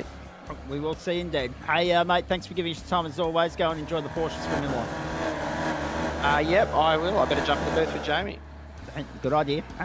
Go well. There he is, Sam Chapman, the only member of the 17 car field tonight to take to the streets of the Belle, Detroit, Michigan circuit to grace us with his presence in the post-race show. We're going to a break on the platforms of the Gentleman Sim Racing Club. At the top of the hour, Spreyton side of Porsche continues our Thursday night doubleheader. A 40-minute sprint around the Autodromo Enzo Edino Ferrari, the Imola circuit in Emilia-Romagna, the penultimate round of the season for the Porsches, the fourth last race of their campaign, the last of the 40-minute dashes for this season. Stay with us. It's Thursday Night Motorsport with thanks to Spreyton Cider across the platforms of the Gentleman Sim Racing Club.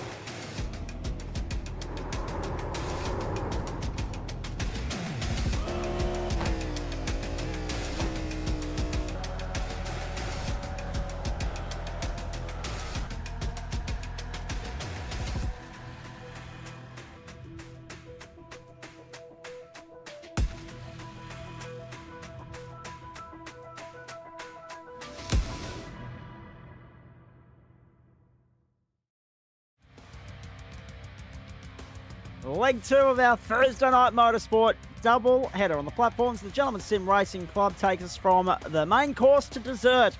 Takes us from the streets of Belle, Detroit, Michigan to the Emilia-Romagna region in Italy, the Imola circuit, the Autodromo Enzo e Dino Ferrari, and the final 40-minute sprint of the Spreyton side of Porsche Cup season.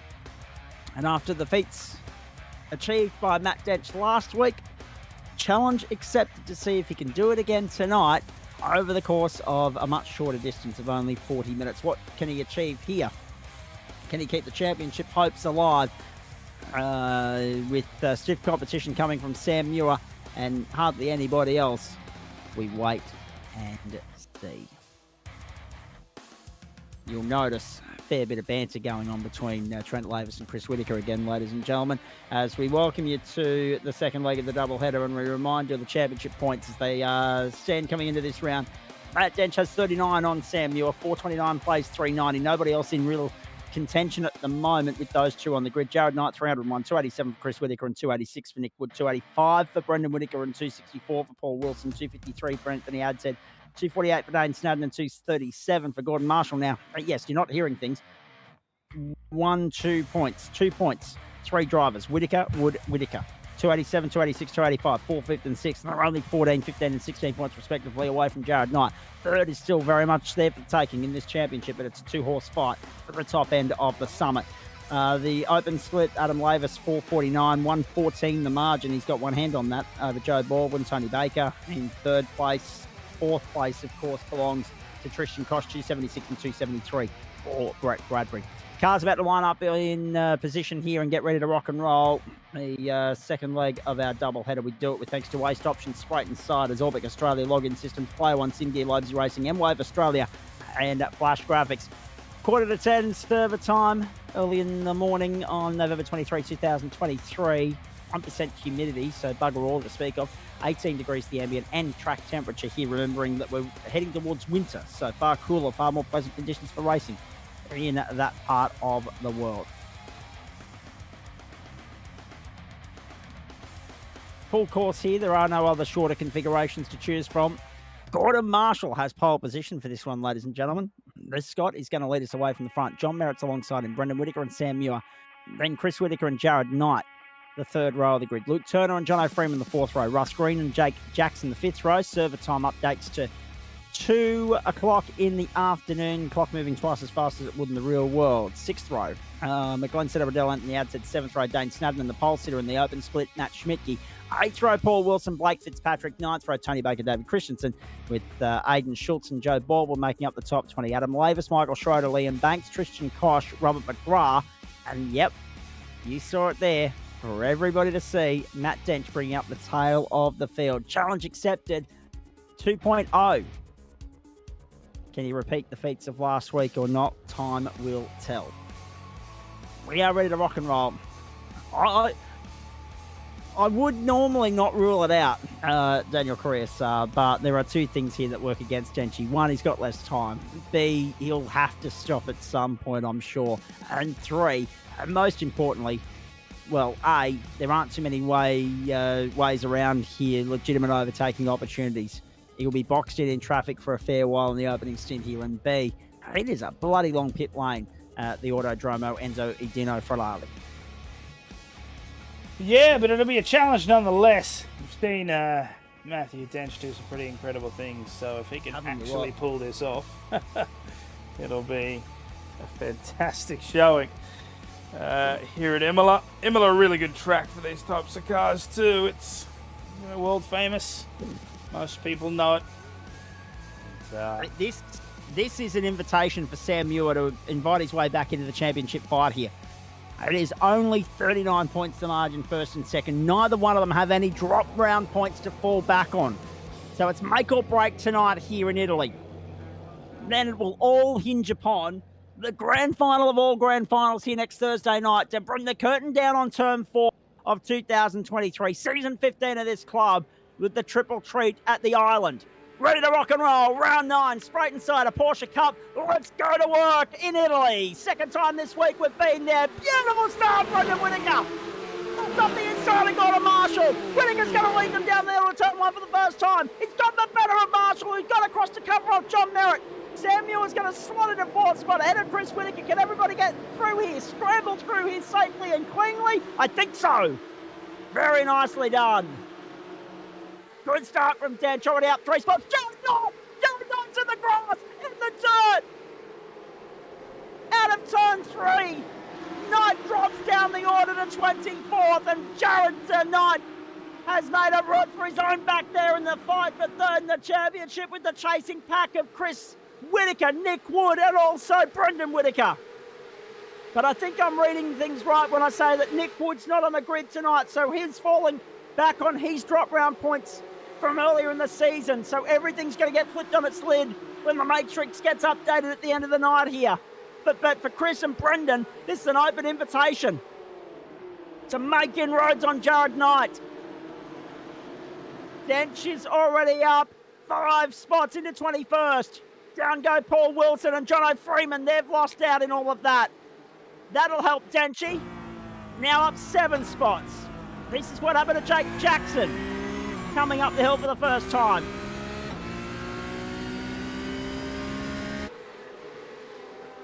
Although I think he might have been okay. I think it might have been behind him where the incident took place.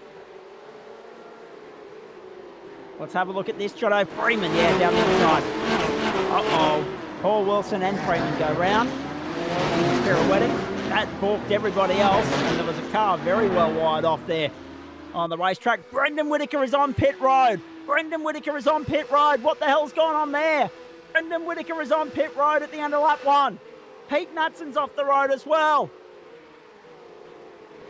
No Joe Baldwin on the grid. No Chris Stark on the grid.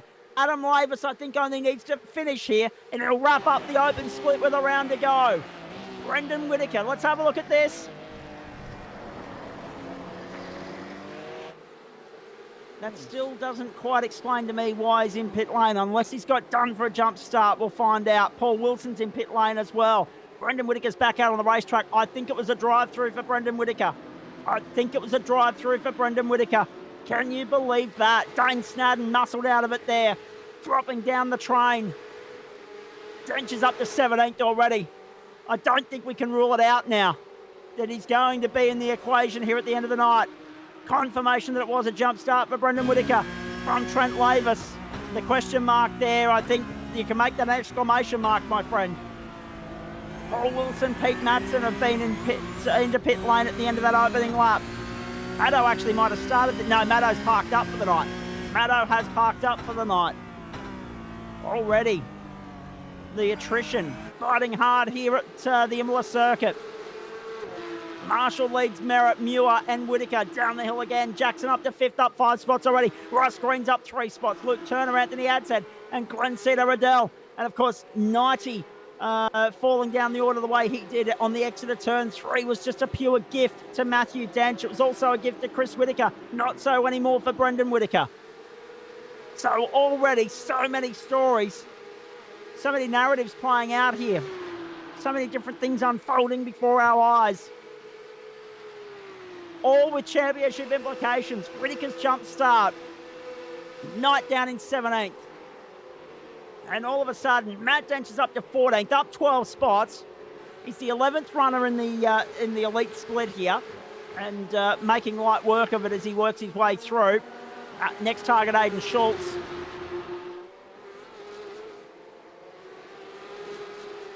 Down to the end of the back straight we go. I picked up Adam Lavis there in that train of cars in behind Jared Knight, and in behind him is Liam Banks, who had a good run last week. Blake Fitzpatrick and Michael Schroeder. They're 2 seconds behind Schultz, who's been displaced by Dench. Dench is already halfway through the field. Forget about it. Dench is now only 11.2 seconds off the front of the field. And Oliver Gordon Marshall's there, keeping John Merritt company. There's no reason why Dench can't pull this off in some way, shape or form. Remember, we're not so worried about Marshall and Merritt. We're only worried about where Dench is in relation to Sam Muir. So the margin there is an even more astonishing 9 seconds, 8.7 seconds between Muir and Dench. He was taily on the exit of the chicane. And remember, Muir needs to make as much ground here and do as much damage as possible tonight to keep himself in the championship fight. Needs to narrow that deficit. Currently standing at 39 points. Dench will want to carry the advantage going into Phillip Island and can still do so, provided he finishes close enough to Muir. But then it comes down to those 3 races next week as to who will be the champion. And Dench is going for 8 straight consecutive Porsche championships to accommodate or to complement the 8 straight GT3 championships that he's about to wrap up next Monday night. This is just ridiculous. Rob Hill, yeah, well, yes and no. We do frown on burning from the stern if you don't set a qualifying time. That is in our regs. Whoa, Denchi squeezing down the inside 2 for the price of 1. Thanks for coming. Have a look at this. The guy's insane. Up the hill we go. We just displaced Baker and Snudden at once. We don't frown on it when it's Matt Dench. So we went out there and he set a non-competitive qualifying time. He was about 5 seconds off the pace. And he did this last week at Fuji as well. Jono Freeman cops a 10-second penalty for the contact with Paul Wilson. That was coming. We can't make any qualms about that. Gordon Marshall, John Merritt, Sam Muir, Chris Whitaker and Jake Jackson, then Russ Green, Luke Turner and Anthony Absent, the top 8 at the moment. Yep. There's the jump start for Brendan Whitaker. No wonder it was such a blinder of a start. Brendan Whitaker, a jump start, clear as day. Rubs him out of contention. So no, to a point we do frown on it, but at the same time, when Dench has ticked the boxes played by the rule book and is setting himself a challenge just to give everybody else their own challenge of trying to defend him, trying to keep him at bay, trying to beat him with the head start or a little bit of a leg up, he then comes out and puts on a show like this. Into 10th he goes. Now next target is Glenn Cito and Anthony Adset. And Cito's right up alongside Adset at the moment and gets by as well. Cito goes through into position number 8. Displaces Adset.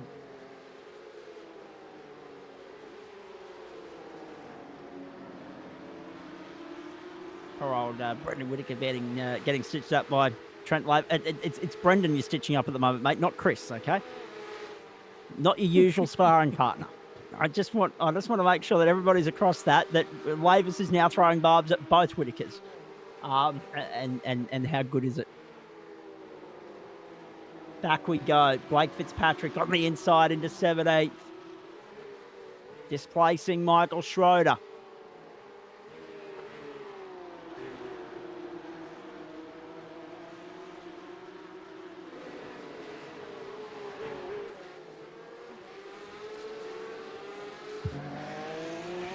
Right on board with Rd-9, who's also on the comeback trail here in 14th at the moment.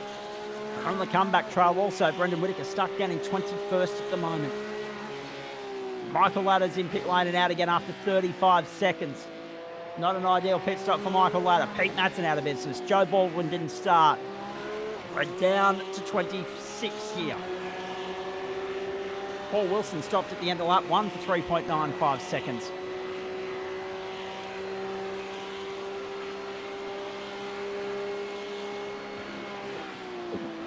Well, I must admit, I don't know if he. I don't know what bonuses were handed out last week, Rob. I'm not privy to that information, but all I know is that he holds a 39-point advantage in the championship over Sam Muir, and they're the numbers I'm worried about. It's Daniel. What are your thoughts on it? Because obviously we've got a little bit of time to kill here. We're only 9.5 minutes into a 40-minute race. Rather, this is lap 6 of what we suspect to be somewhere between 22 and 23 laps around the Imola circuit tonight. Well, actually, hang on. Let me do the numbers properly. 144 and 144. So let's work on 145. That's 3:30. 10.5 minutes gives you 6 laps, and 6 makes 21. 6 makes 31.5. So you're not going to get 24.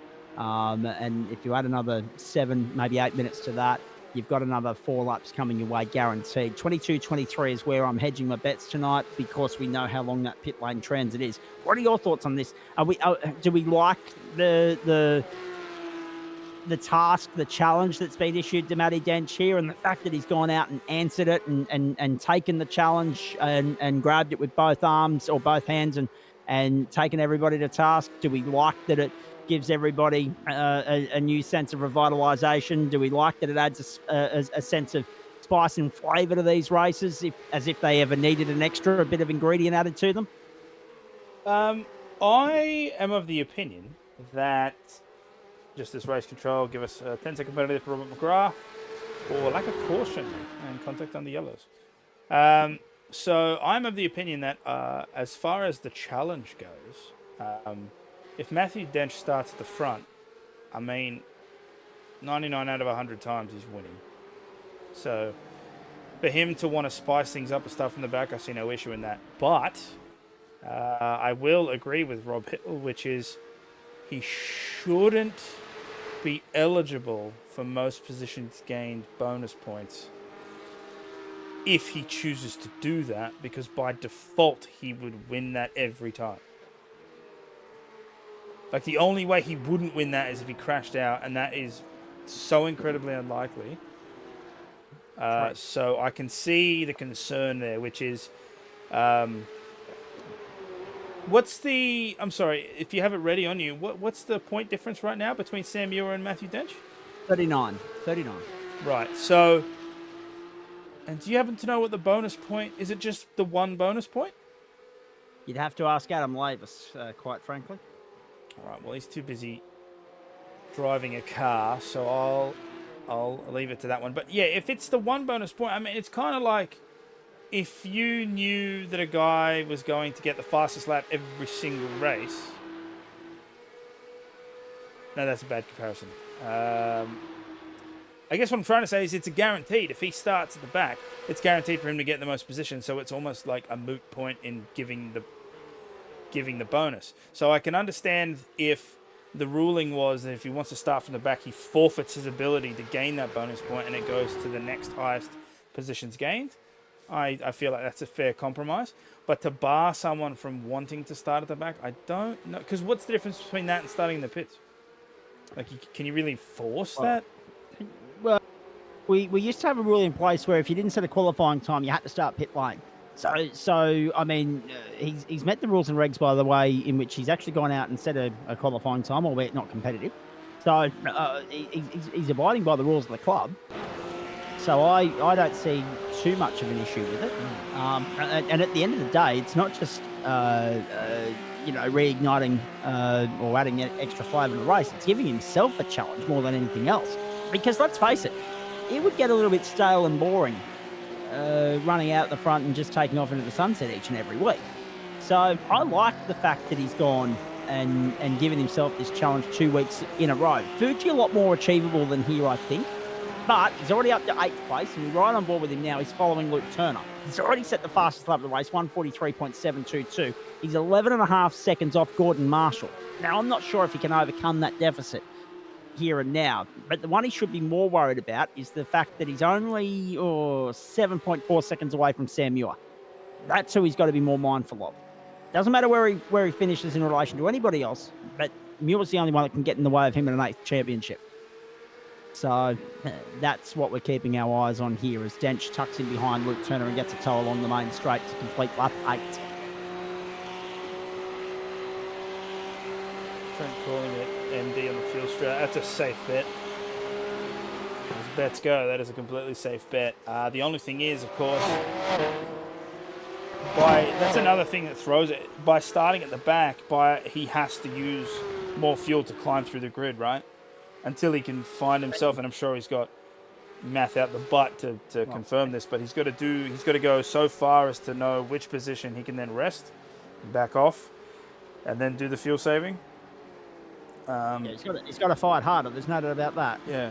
So, to your point, Zach, that you made, it is a little boring, I suppose, if you're at the front winning all the time. But it depends how you see it. Like, if you're if I'm racing, not that I'm ever at the front of anything, but if I'm racing and I happen to be in the lead or whatnot, what it ends up, instead of me racing the other people, if I've got such a massive gap, I just race myself in terms of just getting the corners better and improving their techniques. So it just depends.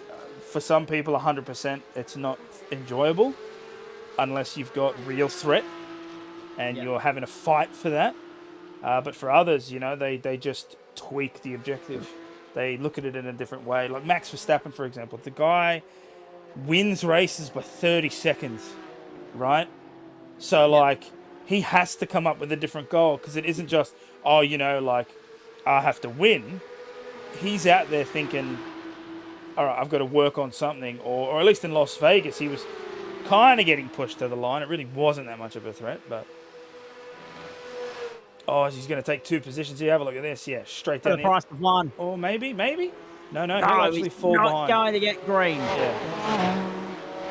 And Jackson forced the issue there as well, but Dench covers it off. Down the back straight we go. 0.7 the advantage that Green enjoys over Dench at the moment. This is for the top 5. Dench is already back up to 6th, and we haven't hit the pit window yet. 16.5 minutes into the race. He's 10.5 off Marshall.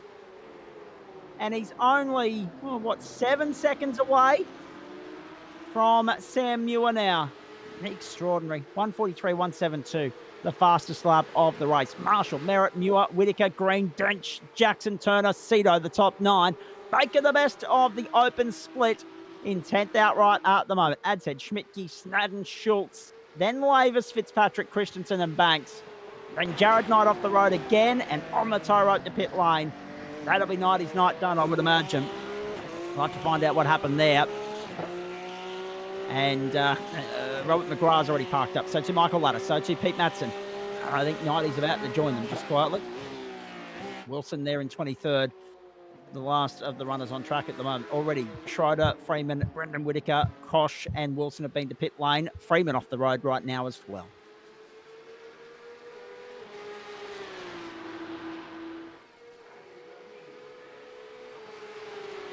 John Merritt's done a really good job here at the front to stay with Gordon Marshall for the duration of the race so far. But I'm also thinking maybe he doesn't actually want to pass. It might be more beneficial to just stay behind and let Gordon do all the hard work at the front. Of course, we know that there's a pit stop to come. They'll only need the one. So field management will be important. And I'm just curious to see if that is what John Merritt is doing. I've seen him get to within a 10th or so, and just doesn't take the opportunity. So I think he is just hanging back and allowing Gordon to push through the air. And then once the pit window resolves, we'll see the proper racing happen as Matthew Dench is still closing down that gap to Sam Muir in P3. I can't imagine that Chris Whitaker's going to make that job easy for him, though. So Matt better be prepared to really fight because we know what Chris is like. And so I'm sure he's not just going to leave that door open willy-nilly.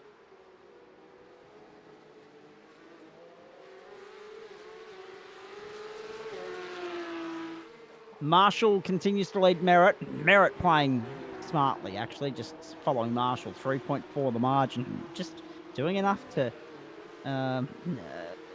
keep hold of that slipstream draft drag benefit that he gets, aerodynamically speaking, the slipstream. And Muir's back in a comfortable 3rd place at the moment, but what's concerning for him is that the deficit, the advantage that he enjoys over Matty Dench is shrinking. It's now 5 seconds. Off goes Dane Snadden, back on though. 1:43.609, 1:43.695 that time around for Marshall and Merritt respectively. They've continued on nicely. Dencher 1:43.140. Dencher 1:43.140, showing everybody where the pace is at the moment. Half a second up on everybody. Half a second up on everybody. It's astonishing. It's ridiculous. The pace difference is crazy. It's one of those things where I don't even know how to put it into words.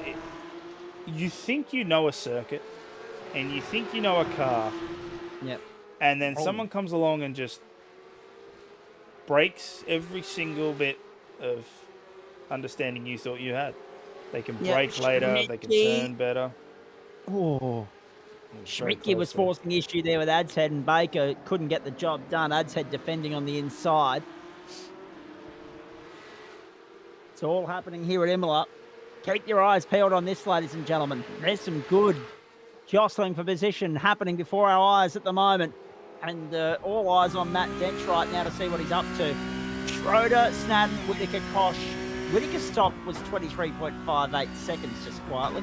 Kosh 11.35 and Wilson 3.95. Freeman back out in, no, he's now parked up and retired as well. So Freeman's out. Knight may as well retire and park up because he's been on pit road for 3 minutes and 55 seconds already. And that's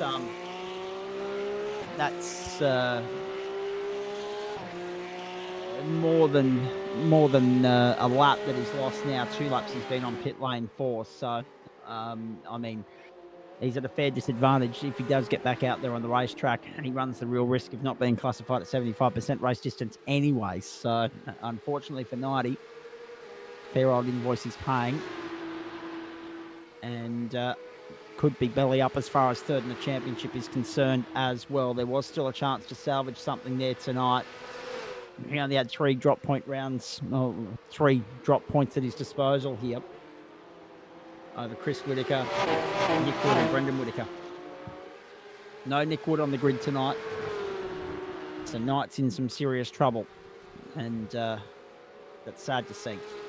He has now parked up. He has pulled the pin. He has called it a night. Jared Knight out of the race. The attrition rate is climbing. Just over that halfway mark now. 22 minutes, counting down. And Tony Baker leading the open split. Schmicke obviously just behind Anthony Adshead there in a close second, and Lavis just to the back of shot coming around the corner. So a decent fight for the front of the open class, as well too the elite class. Gordon Marshall still in the lead of the race. John Merritt very close behind, and Matthew Dench is now within 1 second of Chris Whittaker. So an attack is imminent. But how easy is Chris going to make this attack? Down the main straight, there isn't really much he can do. He can try and maybe force a bit of an issue, but it's going to be difficult. Here we go. So Matt Dench is definitely going to have the speed advantage. He's looking to the inside. Chris is going to try and hold that line, but I don't think he'll be able to force it down to the line. Actually, he does, and this is what I was talking about. Yeah. Chris will not give you the easy way round. They come together as well. Rubbing puddles. Jeez. Chris Whittaker's not relenting here. Giving as good as he gets and forcing the issue, making life extremely difficult for Matt Dench. And that's all it takes, Daniel. One driver to do that. One driver to push back and force the issue, and it ruins his run. He's still only 6 seconds off Sam Muir, but this battle with Whittaker is holding up that charge. And he's punched out a 42.9 whilst chasing Whittaker too, just quietly. A 42.9, for goodness sake. And there was nothing untoward either for that. That was totally legitimate racing. They came together. They shared the corner. They both had space. Matthew Dench came out of the exit. They bumped doors. No massive damage to either of them. But you've got to assume Matthew Dench is smiling under that helmet. You'd imagine so. He'd be loving this.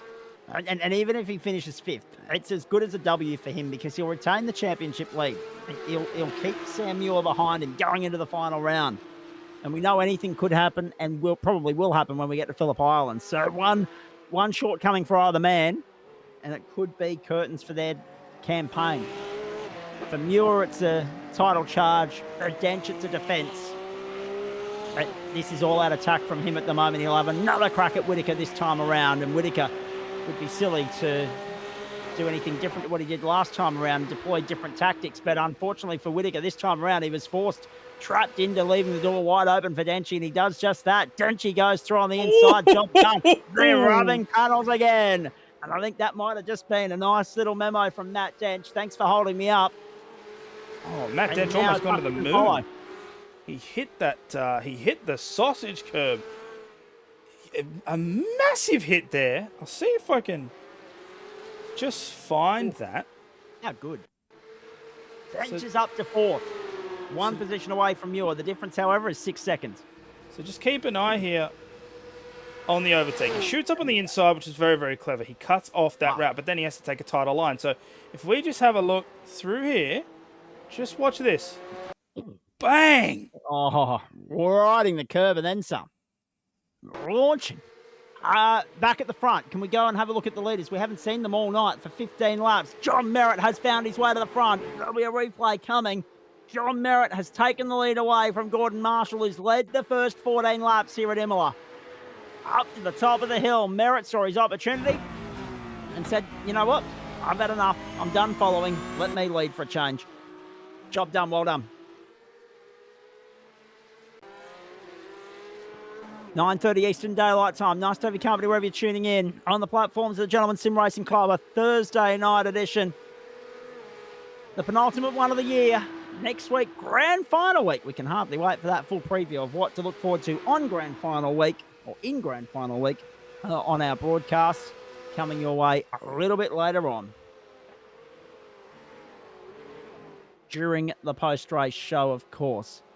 Dench. So Muir to Dench. 1.4 seconds from Muir to Marshall and 5.7 from Muir back to Dench now. They're the margins. They're the deficits.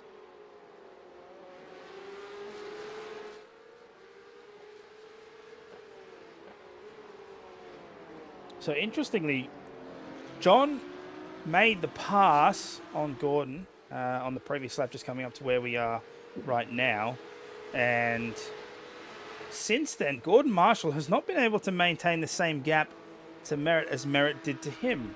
So I'm curious if John sort of realised that he was getting held up more than he would have liked and just decided to take matters into his own hands. I would have assumed that Gordon would have looked at coming into the pits shortly after, but that might not be the case. I thought maybe the halfway mark might have been the better one, but if you can extend, then you obviously shorten your pit time. So it'll be curious to see when that window opens. A bunch of drivers have already done so, but they are towards the back. You'll see the pit stop lap counter come up on the screen now on the timing tower. So Schroeder came in on lap 7. The latest to come in was Tony Baker, which was lap 15. And we see them both come in now. So that is John Merritt and Gordon Marshall coming into the pits. And Sam Muir as well. Top 3 in. Dench plays on. And Chris look at that black car there. Line. There he is. Bye, everybody. Nice to see you.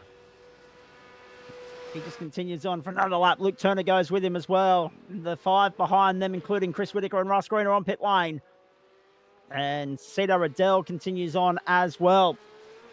So there are 3 lone assassins out there, soldiering on into a 17th lap of this opening stint. 28 and 3/4 minutes, 28 and a half minutes gone rather. 10, 11 and a half to go. We're on lap 17. Dench the effective leader here, but not consolidated yet. He's still got to transit the lane. He's still got to take some juice. And he's only going to be worried about, as Anthony Adshead goes on, so does Adam Lavis onto this 17th lap. He's only going to be worried about where Sam Muir is. Dench, Marshall, they can go on and win the race. For all Dench cares, it doesn't matter. 3-point penalty for Dane Snadden for contact on Aidan Schultz on lap 8. Dench is only worried about the championship fight here in relative to Sam Muir. Muir at the moment sits 7th. Field not cleansed, but we're halfway there. We're halfway through the cleansing. Dane Snadden parked up for the night. So too Liam Banks. And he's got another 3-point penalty coming his way for the unsafe rejoin of the redress with David Christensen on the same lap. So he's cleaned up Christensen and Aidan Schultz on the same lap there. Now Dench comes to pit lane at the end of lap 17. So Dench to pit road. Now it gets interesting. So just on this 10 point, 10.25 to play. Yeah, 6 laps to go. Just on this point, so Matthew Dench, of course, now coming into the pits 1 lap after the other leaders of this race. That would be John Merritt, Sam Muir and Marshall. So here we go. Matthew Dench leaves. He has a total pit time of 7.23 seconds. So just to put that into perspective, John Merritt had a pit time of 9.83 seconds. Sam Muir, 8.68. And Gordon Marshall. Have a look at him. Muir gets out ahead of Dench. So does Marshall. But Dench is right there within striking distance of them now. All right, so that just got spicy. It did. That is not something that we usually see. Usually Matthew Dench will make his way forward, do the later pit, and exit well ahead, and then go off to win. But I think that fight with Chris Whitaker put enough seconds on the board so that now he rejoins the pack at the back of that pack. He is fourth. And now he has to chase these guys down, and none of them are going to have to fuel save to the end, I don't think. I think they'll go flat stick all the way. Yep. So we should be in for a cracker into this race. 10 minutes to go. Next target for Dench is Gordon Marshall. Merritt will drag this field to 23 laps by my calculations, but I'm going to update that when they get back to the line. I could be wrong. I think there'll be a bit of overtime involved here at the Imola circuit, remembering that 4 laps is 7 minutes. So as long as we get back, we're going to get back outside of 7 minutes, but inside of 8 3/4. So 5 to go at the line and a little bit of overtime for good measure and about 45 seconds worth of it. Round onto the main straight. Merritt leads the train. Holds a 2.2 second advantage. Dench is within half a second of Marshall now. Dench will use the slipstream to his advantage with Marshall. Across the line, Muir is second. 2.1 the margin. Important to note that Dench gained 2 seconds on Muir through that pit lane cycle, through that pit sequence. The advantage that Muir had enjoyed up until that point was hovering around 6 seconds. It is now about a second and a half, actually. So even then, Dench has chewed more out of it.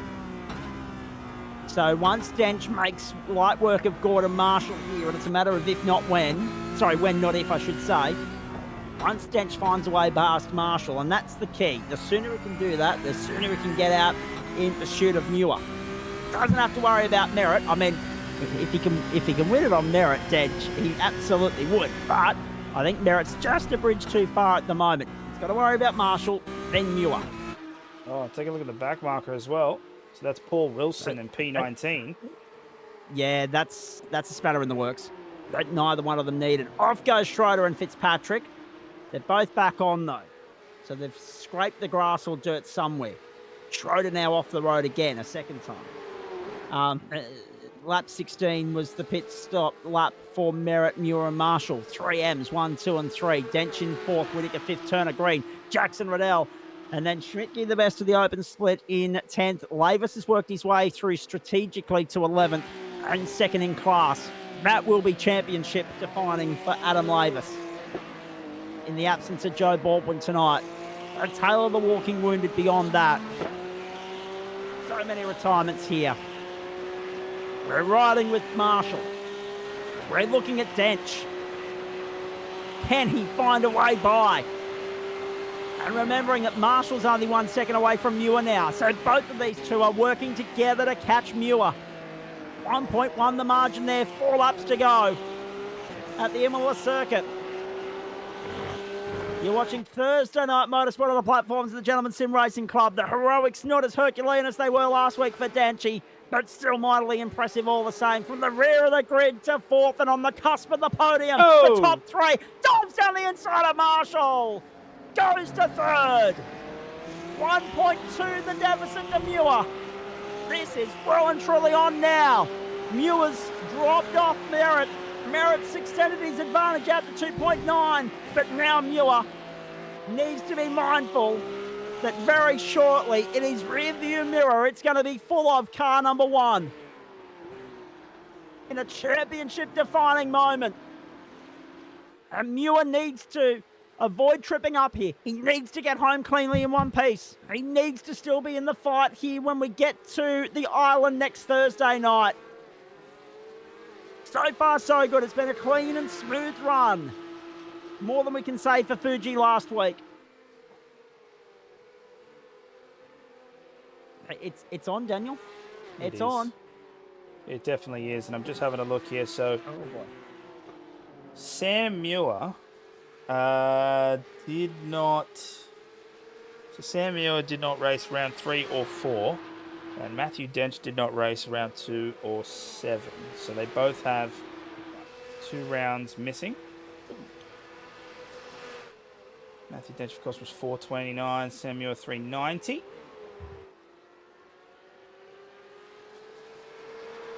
And he's there in attack range now. So Sam Muir will definitely be having one eye on the road ahead and one eye on that rear view. And we've got just under 5 minutes to go now. So this is looking really good for Merritt, though. Oh, yeah. 4 minutes to go. And it'll be 2 laps at the line for John Merritt. Matt Dench all over the back of Sam Muir. That's where our eyes are at the moment. That's where our attention and focus remains. The battle for second in the car race. It begs the question how much he would have won this thing by had he led from the front from the outset, because he's been clearly, by far and away, the fastest car on the racetrack tonight. Muir's punched out a 143.1 the last time around. Merritt a 142.992. 600ths of a second slower than Dench's PB of the night, the benchmark. The Denchmark. 142.928, the fastest lap of this car race. Muir, fair dinkum, won't believe his luck here. 2 laps from home. Eyes forward. Pressure mounting in the form of Dench. Oh boy. Round we go. 2 laps to go. At the Imola circuit. About 30 seconds of overtime coming our way here as the teams cross the line to start the penultimate lap. While those two fight, the gap at the front does actually increase down to 3. So Sam Muir's going to try and keep the inside line. He's going to do what Chris Whittaker did. He'll go deeper on the brakes and he'll force Matthew Dench have to take that outside line and give him the inside line, but he'll have to take a little bit of sacrifice to speed because he took too much of the curb. Hits the sausage curbs, goes up again. Matthew Dench will now try and attack on the inside, and it's looking good. Got him! Got him! Dench to second! There we go. Round the outside! But look at that. He did it by setting the fastest lap of the race. Time by the line, a 142.6 if you don't mind. Get out of here. Merritt's gone, 4.5 to the good. Matt Dench is second. First in the championship fight. Marshall to 4th, Whittaker to 5th. We've forgotten about everybody else, but keep your eyes peeled on the battle for 5th just quietly, Daniel Correa Star, because Chris Whittaker has Luke Turner chasing him. 1 second the difference there between those two men. And this would be quite interesting if one Luke Turner was able to get one up on CW here after the friendly barbs were thrown about the Luke Turner Black Friday merch store antics earlier in the evening. Keep your eyes on that. In the meanwhile, John Merritt's coming to the white flag this time by to start the run home to the checkered flag. Merritt gets back to the line with 15 seconds to go in regular time. 38.45. So there'll be about half a minute, barely that, of overtime here tonight. The 23rd and final lap at Imola. Dench is second, Muir is third. Marshall, forget about it, he'll consolidate 4th. 5th is Whittaker, under pressure from Turner. 0.8 of a second there, the advantage at the moment. No other battles really worth noting outside beyond that. Brendan Whittaker, what might have been down in 14th. A loss of 11 spots tonight. In fact, Dench plus 24. Beyond that, plus 10 for Adam Lavis, minus 11 for Brendan Whittaker. Nobody else in double digits with the exception of those that have retired. And even then, it was Jared Knight down 18, Jono Freeman down 15. Blake Fitzpatrick and Michael Schroeder have both been classified at 19 laps, and in a 23-lap race, they'll be classified if they stay in pit lane. That's exactly what they've done, 19th and 20th outright.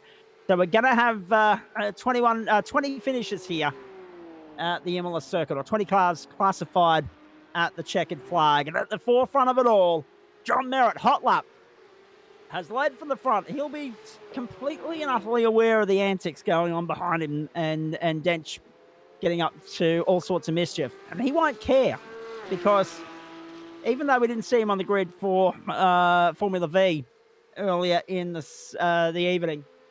He's turned up, he's hit the ground running, and he might only be sitting 14th in the championship at the moment, but that's because he's one of those wild cards that pops in from time to time, and it's a cameo appearance that merits a race win tonight. John Merritt gets the job done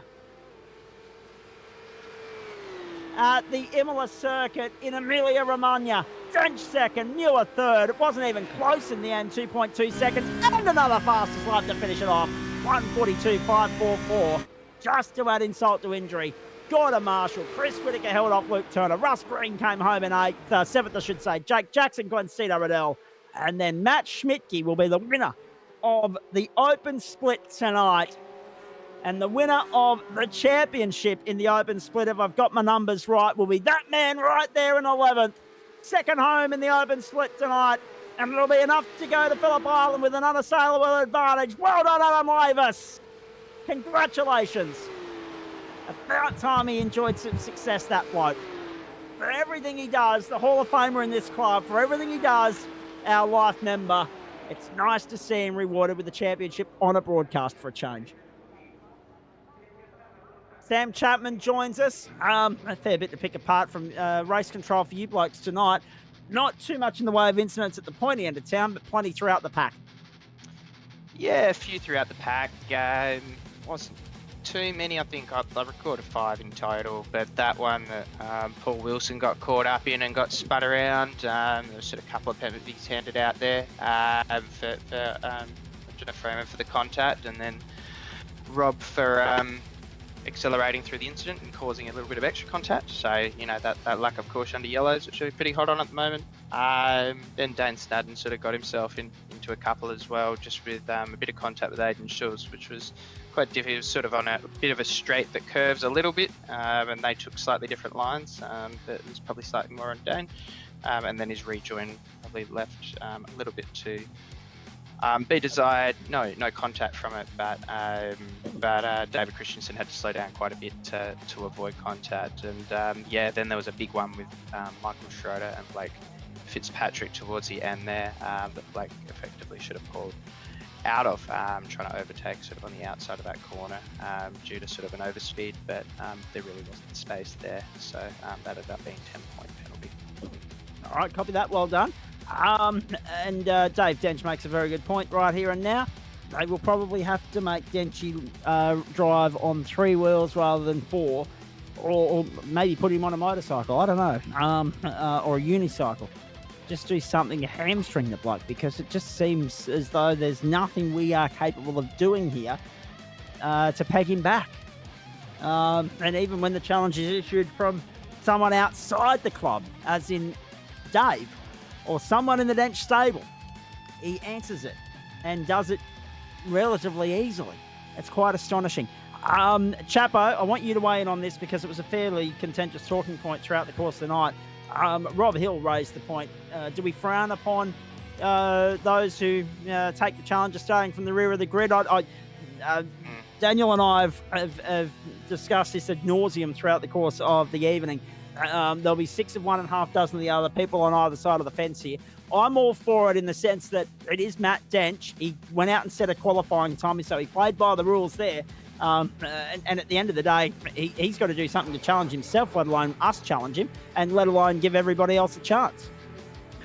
Yeah, I think it's a bit of a grey area on that one. It's not, I guess in general, not encouraged. But number one, because it can lead to more incidents and that sort of thing as well. If guys are doing that on purpose, there is an aspect that because it is Dench, it's probably not going to cause more incidents because he has that level of control and skill and care that it wouldn't. But I'm not gonna comment negatively on it because it's made for some pretty nice racing. As long as he keeps it clean, I'm okay with it at this point. It's made for some fairly decent viewing. There's no doubt about that. Chapo, we'll catch up with you a little bit later on. We've finally got some drivers gracing us with their presence here in the booth post-race. Thank you for that. No worries. And who better to start with, actually, than see Luke Turner's Black Friday special Whittaker. Very good evening to you. We'll get back to your banter with Luke Turner in a moment. It's rather appropriate that he followed you to the finish line here at the end of the race. But of all the people that offered up any sort of resistance and put up any sort of defence to M. Dench tonight, you're at the top of the tree, my friend. Yeah, not a bad night at the office. Yeah, look, obviously not as fast as what he is, but he buggered if I'm just going to let him drive straight past me. If he wants to keep doing this bloody silly buggers, making us all look like idiots, starting from the back of the field and going through to beat us like he did last week, well, hey, someone's got to put the elbows out and make him bloody well work for it. Don't pull over and let him through. Come on, boys. Yeah, and that's what I said. I said that too during the race. Dench was climbing up. I said to Zach, I'm like, the only thing is, Chris Whittaker's not going to let him by easy. It's going to make him work for it. Yeah, absolutely. And you did. And rightly so, mate. I mean, in saying all of that, congratulations on your own result, top 5. A case of what might have been for Brendan, just a little bit of a slip of the throttle there at the start of the race, and all of a sudden a long trip down pit lane. Yeah, that, and then he because he'd done the pit transit, it re-clicked his tyres on as well automatically. So when he went for his stop, he was sort of starting to make a little bit of headway again, had some decent pace, but did his stop and it took 4 tyres. So that was just down and out for him. And Anthony had the opposite, where his when he was going through unclicking his tyres, he accidentally double-clicked 2 of them and unclicked his fuel. So he took 2 tyres, drove out of the pit, and then had to tow back to the pit to get some fuel. So both those guys have been quick all week. So I think I got a little bit lucky, to be honest, between those 3. But it was pretty much just a matter of trying to keep the nose clean. And my aim for it was just to try to do an instant-free race, and we got through that in a P5 as well. So it's a couple extra points on the bragging rights between myself and Brendan that comes down next week. It's very true, and Jared Knight having a shocker helps you out as well. 3rd in the championship, still at stake here. Oh, maybe, I don't know. I think a few things need to fall my way for that to happen. But last round next week, Phillip Island, we all love it, so it's always good racing.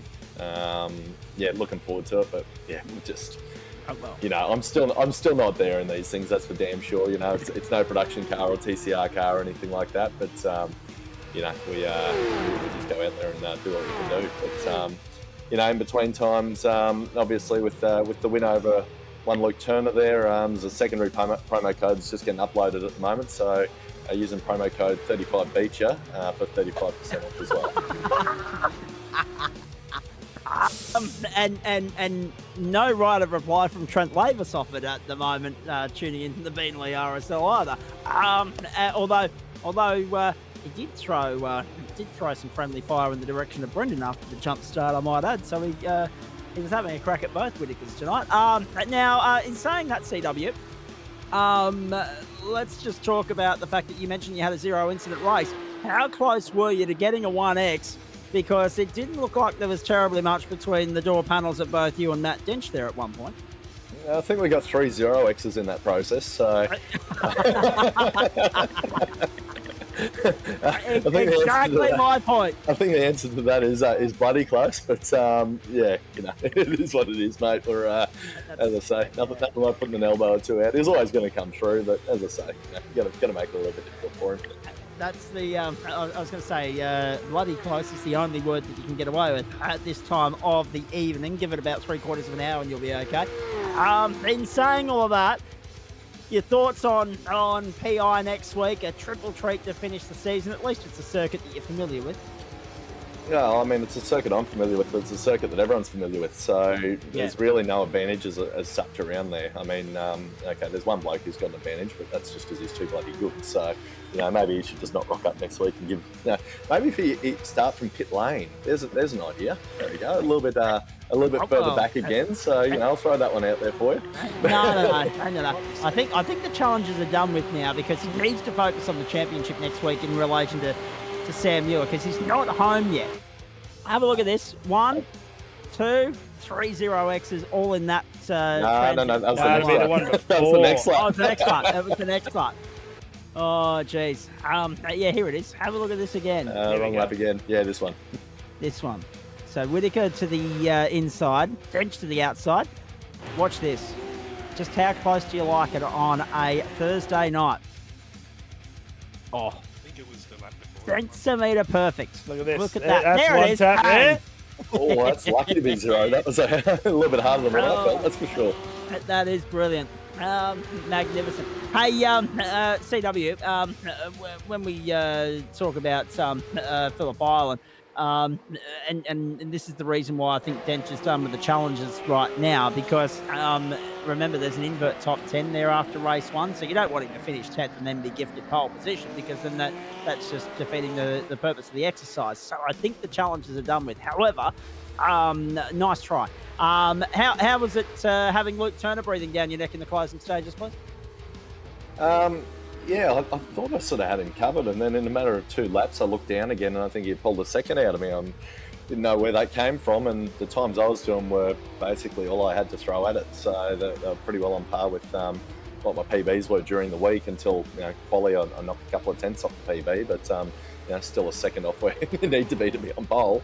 But look, I've obviously been racing with Lukey for a long time, and there's a lot of respect between the two of us, but there's definitely going to be a couple more 0x's, I'm sure, as a minimum, if he had a bit of a lob. But it's another one of those things. I mean, it's only a couple of laps to go.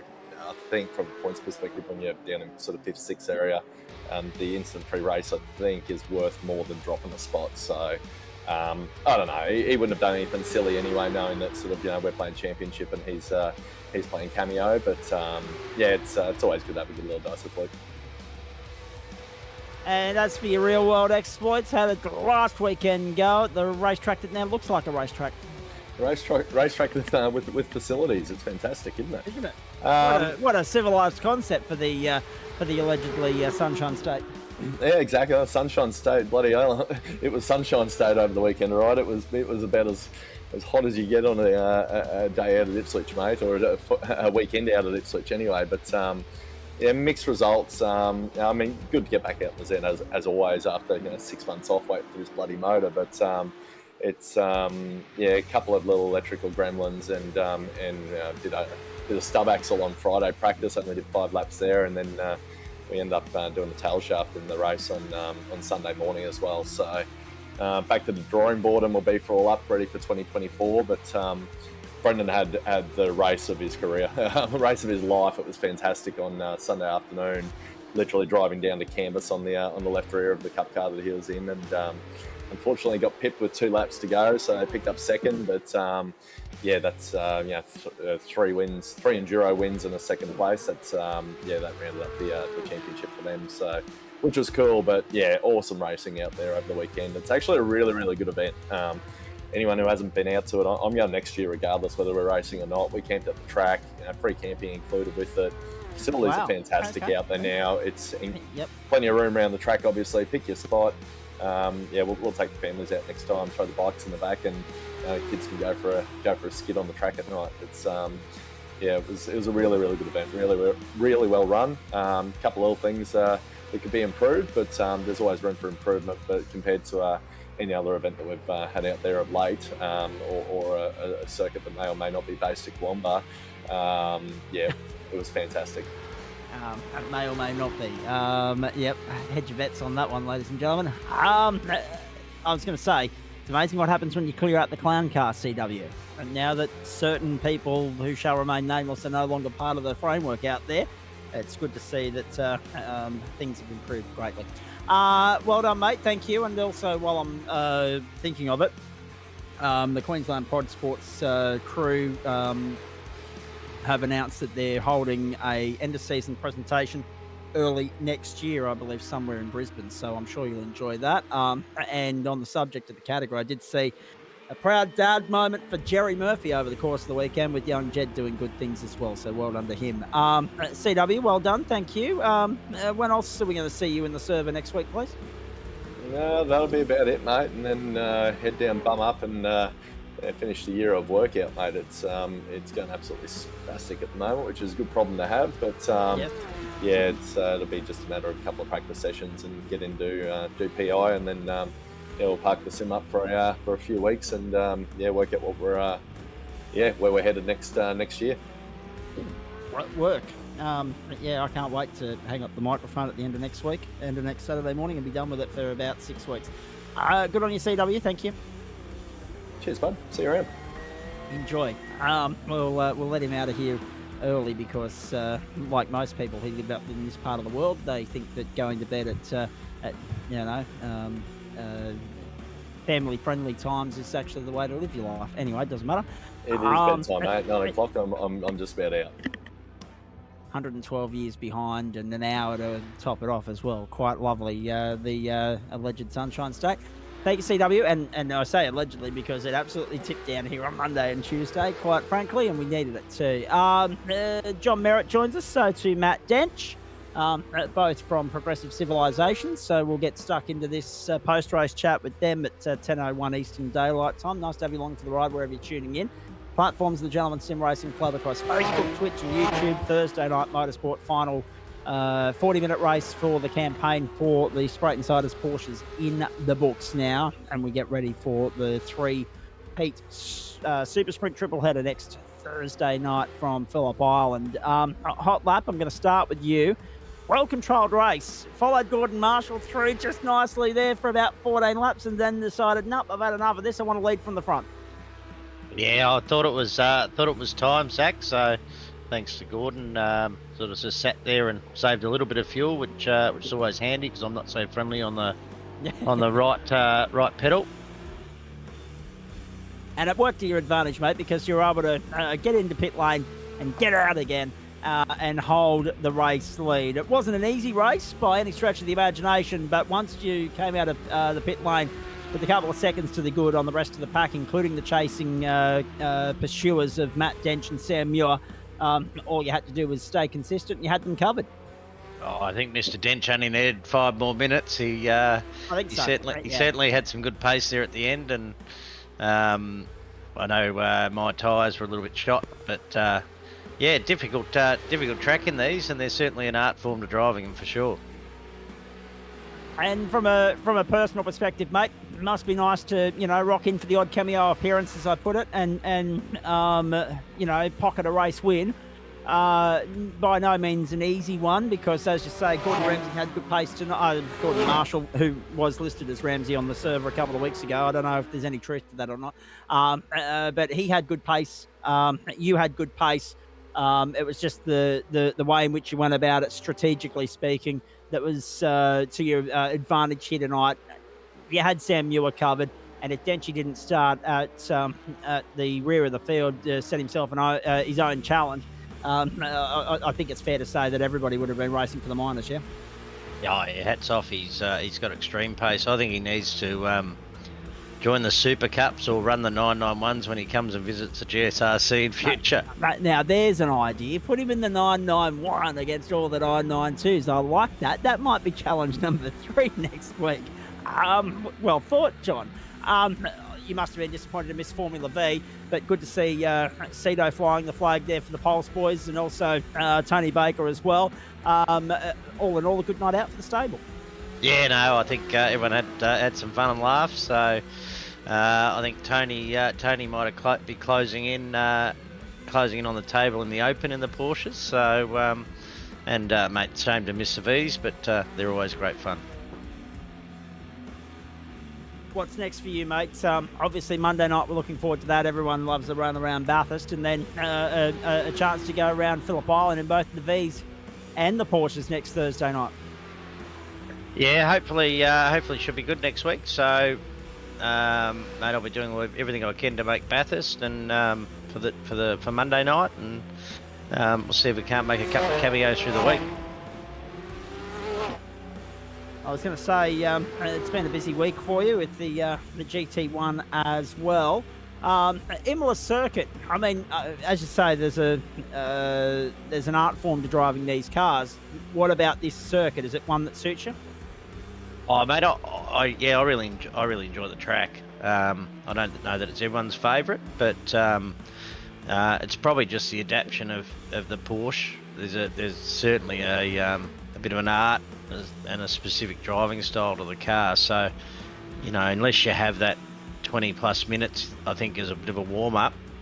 she's pretty tough to jump in. This is true. This is very true. I mean, that being said, it just goes to show again the distinct difference between the GT3s we run on a Monday night and these specialised GT3 one makes on a Thursday night. Yeah, a little bit like the GT1, and even more so that the nature of no ABS and traction control. I just genuinely enjoy the Porsches whenever I can have a run. Love to commit to a season, just depends, on the nights and commitments, but they're definitely a different sort of challenge. Indeed they are, mates. Any other final thoughts or comments before we let you rock and roll? No, mate, I'm all good. Pleasure as always. And what's keeping you busy, John, beyond GSRC circles as far as sim racing's concerned, if anything? Oh, just business commitments, Zach. So, travel's returned to full speed. So for me, that's meeting commitments or franchise meetings, that sort of thing. So, mate, enjoyable stuff, but gets in the way of some good sim racing at times. Indeed it does. I must admit, actually, it popped up in Facebook memories earlier in the day. The grand finale from Mount Panorama for the GT3s, this time 2020. Just let that sink in for a moment. The names that have come and gone from this club, but the one thing that remains, that is the quality of the product, the quality of the racing. There's no doubt about that. Hey, Hot Lap, well done. Great to catch up with you as always, mate. Thank you for that. And we look forward to catching up with you again on Monday night. Thanks, Zach. Cheers. That was very nicely done from John tonight. Controlled the race just nicely. I mean, let Gordon Marshall lead the way. Only took one opportunity, one invitation for Merritt to change the running order there. Came into the pit lane and splash dash, got out and consolidated. Didn't really have to thread the needle at all tonight, but he was only 0.4 of a second away from Dench's fastest lap. And on that subject, Matt Dench, what are we going to do with you? Last week, you lift and coast your way to first at the Fuji Speedway. This week, with 20 minutes less on the clock and a guaranteed one stop for everybody, including yourself, you managed to fight your way through from last to second, and you're only 3.69 seconds off John Merritt. There have been a couple of suggestions thrown at us, but I want to get your thoughts on that in just a moment. The main objective tonight was to keep yourself in the championship fight in relation to Sam Muir. You must be pinching yourself on a track that's notoriously challenging to overtake on. You've been able to get through the field and weave it through as best you have, up to second, and Pip Muir. Doesn't worry anybody that John Merritt got the better of everybody tonight, because he's not in the championship fight. You leave here as the championship leader, and you've extended your lead. I mean, you've ticked all the boxes just about. It was a pretty good night of racing from the back. Like most of the guys, just more or less just gave me the inside, and it wasn't until like the top probably 5 or 6 cars that I started to have a little bit of a fight with. So yeah, it's pretty fun. I was going to say, it must just ignite a flame for you and give you a little bit of an adrenaline rush and a buzz. And maybe even, as Daniel Correa-Sarr said, put a smile on your face, the way you can go about your business here, and the fact you actually get to play with the other contenders in the field here. You get to dice, you get to squabble, you get to work your way through. You've got to put that racecraft brain on. Yeah, it's definitely a lot more entertaining for myself. With a heap of other cars around, you always looking 4 or 5 cars ahead to see, make sure there's no incidents, and yeah, we had to jump on the brakes a couple of times early on in those few laps. What about the battle with Chris Whitaker? I mean, as everybody else said, it looked like nobody offered up any sort of real resistance except for CW. He wasn't afraid to get the elbows out. Yeah, that first attempt on the outside into turn 1, he pushed me, well, he squeezed just enough space for me to hit those anti-cut curbs on turn 2 there, and just sort of put me into the side of him. Actually pretty lucky he didn't turn his car. I thought we were going to cop a penalty for spinning him, but we got away with 0, so yeah, it was pretty fun. You did indeed, and no one's sure exactly how. In saying all of that though, mate, I mean, in the greater scheme of things, you caught a bit of air on those rebel strips tonight, so if anything, you were lucky that that didn't unsettle you at any point, really. Those handicap curbs in like turn 2 there, if you hit them just right, that's really fast way to get through the corner, but it's one of those things, like if you get it slightly wrong, a couple inches wrong either side, you can either get a slowdown if you're too much, or yeah, just bounces the car quite awkwardly if you don't cut them just enough.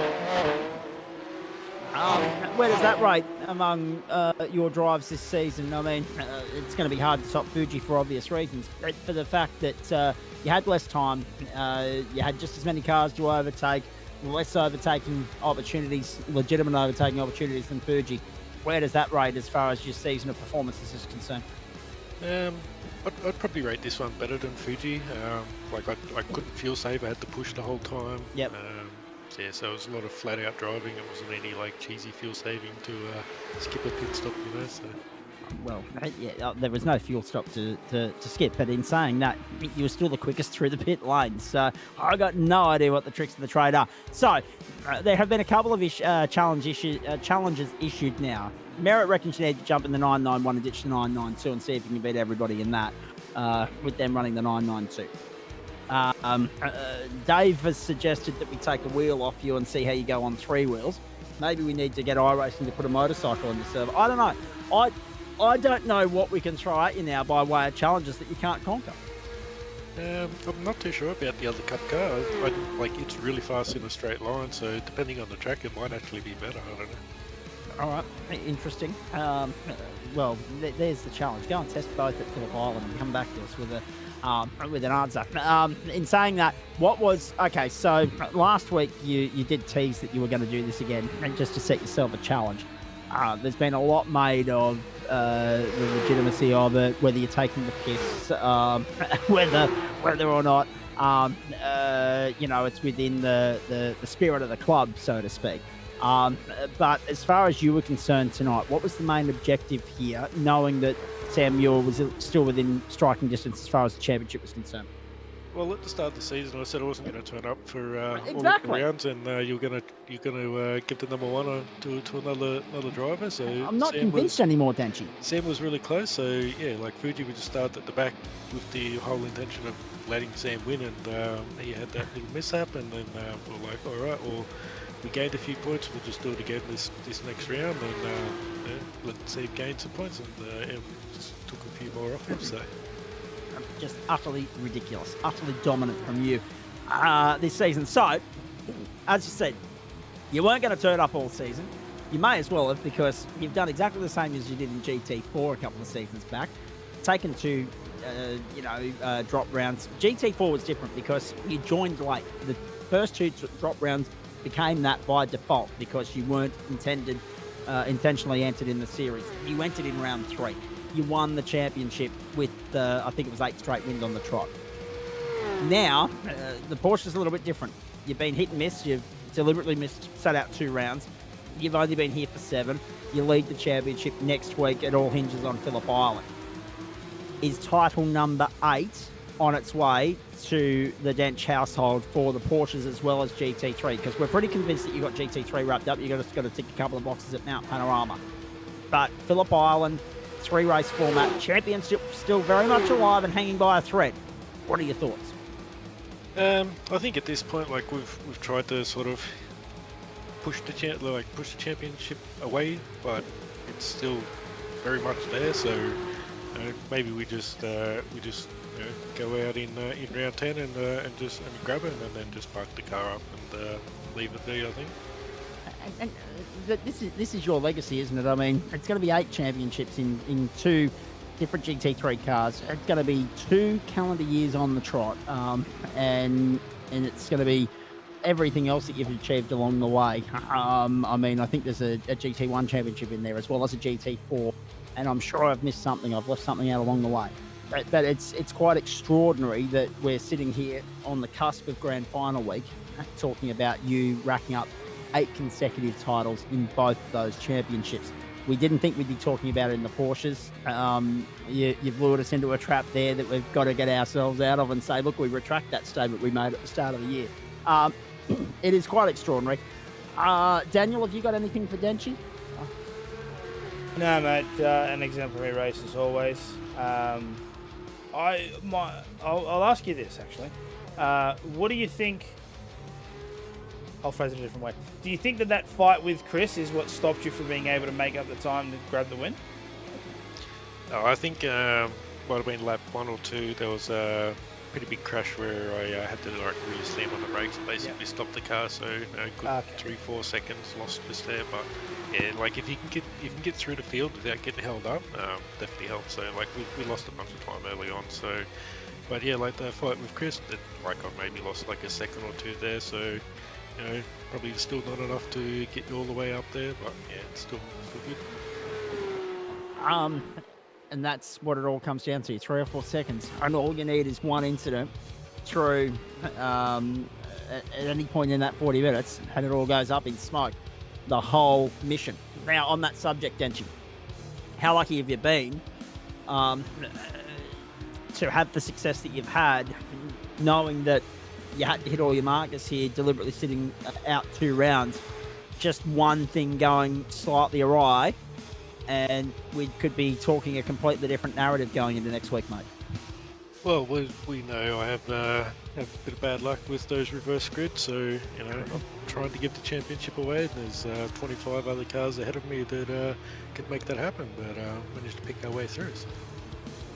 Indeed. Adam Lavis not present tonight to calculate the points for us, so we'll have to have a look at all of that on Monday night and congratulate him at the same time for his Porsche Open split victory as well. Not as far as the round is concerned, but the championship. So excellent stuff. Hey, Denchi, well done. Congratulations again. Just utterly dominant, utterly brilliant, and we look forward to seeing you on the mountain on Monday night. Yeah, we'll be on the mountain and we'll be on Nürburgring GP on Sunday as well for the Enduro. Yes, just because too much GT3 racing is never enough, ladies and gentlemen. In saying that, one thing I haven't asked you, tyre wear, was that any good? The front tyres were still really good, but the rears were starting to get a little bit hot towards the end there, so we were sliding around a little bit, but yeah, overall it was still pretty good. As I thought they might be. Because you were working the car fairly hard tonight. Go and rest up, mate. Well done. We'll see you Monday. We'll catch everyone then. Well, and all you can do is tip your hat to him. Well done to Chris Noble and Glenn Cito, who won races earlier in the evening in Formula V for Spreyton Cider. Well done to John Merritt on the win in the Elite Split and Matt Schmidtke in the Open Split tonight. Ahead of Adam Lavis and Tony Baker, I might add. And in the end, we had 20 cars get home classified here at the Imola circuit. Final thoughts from you, Daniel Correa-Sar, before we put a full stop on the penultimate Thursday night motorsport of the season. Oh, look, just excellent racing all round in both the Vs and the Porsche Cup here. The photo finish there for the Formula Vs has to be, on that last race, has to be the highlight of the night for sure. Just an excellent fight there between Chris and Sam all the way to the line, and also, not to diminish it, but Dench's performance here, starting at the back of the grid again, making his way through the field, and didn't come away with the win this time round, but man, he really did try. And for someone who started it off saying, "Oh no, I don't think I'll get 8. We'll stay a couple of rounds away, and I think it's time to pass it on," he's done everything in his power to do it the opposite. To be fair, he did. Originally, he said he was only going to turn up for a couple of rounds, and in the end, he's only disappeared for a couple of rounds. Maybe he misspoke a few weeks back. I'm not sure. Hey, thank you, mate. As always, appreciate your time and effort as always. Look forward to doing it again this time next week, grand final week on the platforms of the Gentleman Sim Racing Club. Enjoy your weekend. In fact, actually, I've got the weekend off. You don't. That's why, ladies and gentlemen, have a look at that. There's the broadcast. There's the agenda for the next 7 days. It looks like this. Circuit de Jerez tomorrow night, the IndyCars. Oh, wait, sorry. The American Open Wheelers, of course. Sorry, slip of the tongue. Not really. 40 laps around there, 8:30 Eastern Daylight Time tomorrow night. Same time Saturday night, Mountain Men. Formula Runner 2.0 for those guys, 32 laps there. Sunday, join the gentlemen for a daytime broadcast. Yeah. You'll see one in the daylight, and that will be a good tussle too. 4 hours around the Nürburgring in the Le Mans hypercars and the GT3s. Round number 4, penultimate one of the Login Systems GSRC Endurance Championship, and we will be live on the platforms of the GSRC from 11:50 a.m. Eastern Daylight Time for the race start at midday. Monday night, grand finale. Oh boy, here we go. 7:30 Eastern Daylight Time. Right a little bit earlier this time round. It will be for the Super 2s. Player 1 Sim Gear Mount Panorama Bathurst, 45 minutes. The race distance there, that's 20 longer than usual, and should bring about with it a discussion with regards to strategy play, who does 2 stops, who does 1. It should throw the cat amongst the pigeons, the spanner in the works. Really good fun there awaits us on Monday night. And being Mount Panorama as well, we know that just about every club member will come out from under the woodwork and want to have a crack in the supercar on Monday night because it's Bathurst. Same can be said for GT3, actually. AM split very much on the line. GT Pro split, however, very much in Denchi's grasp at the moment. He's got one hand and 2 fingers on the trophy. And we head to Mount Panorama for the 90-minute grand finale. Thanks to Waste Options. 8:45 Eastern Daylight Time is when we'll get the race underway. We'll bring it to you live, commercial-free and full. Liam Banks, Adam Lavis with me for that. And, of course, post-race, we'll crown the champions and celebrate the season that was both Super 2 and Super 3 in the V8s. And then, of course, GT Pro and AM for the GT3 series. Road America on Tuesday night for a 7:55 p.m. Eastern Daylight Time start for the up-and-comers with thanks to Lobsy Racing. Now, should point out, the GT1 American Civil War has been pushed back a week, the grand finale there. They're heading to Daytona, Tuesday, December 5, and that will be at a time to be advised around Australia. Hopefully a broadcast for that as well. We'll wait and see. But the up-and-comers will be broadcast on Tuesday night. I don't know who's drawn the short straw there, but yes, we will be on air Tuesday night to bring that to you, the grand finale of the up-and-comers. And the Mazda MX-5's first up, the Toyota 86 is second up, and the FIA Formula 4's third up from Road America, Elkhart Lake, Wisconsin, delivering the goods. So we've got all the legendary tracks coming to the fore for the finale week of 2023. And on the subject, Term 4 wraps up as far as Wednesday night motorsport is concerned with the broadcast from Road Atlanta, first up for the Downforce Legends, the Radicals, 7:45 Eastern Daylight Time. Then on to Mount Panorama for a 60-minute affair for Orbic Australia GT4. And then we're back next Thursday night down at the gateway to hypothermia for 3 races in Formula V. Spreyton side of Formula V first up, 3 races, 7:45 Eastern Daylight Time, followed up by, at 9 p.m. Eastern Daylight Time, 3 races in the Porsches, 11, 14 and 24 laps respectively. Top 10 reverse grid thrown into the 14 lapper just for the hell of it. Cannot wait for that. Hope you can join us. Double points for that third and final race over 24 laps as well. Hope you can join us for all that more on the platforms of the Gentleman Sim Racing Club. Merch.tgsrci.com or race.tgsrci.com are the places to go. Firstly, if for your merch requirements, Black Friday, Christmas, all that box and dice, all that jazz just around the corner. The race website gives you all the information relevant to when we're on air, what we're broadcasting, what the calendar looks like for the different championships, how to renew, sign up as a member, all that sort of stuff. GSRCmerch.myshopify.com is just a second link that takes you to the merch website. So there's all the links that you need to stay informed, stay across, stay branded on the platforms of the Gentleman Sim Racing Club.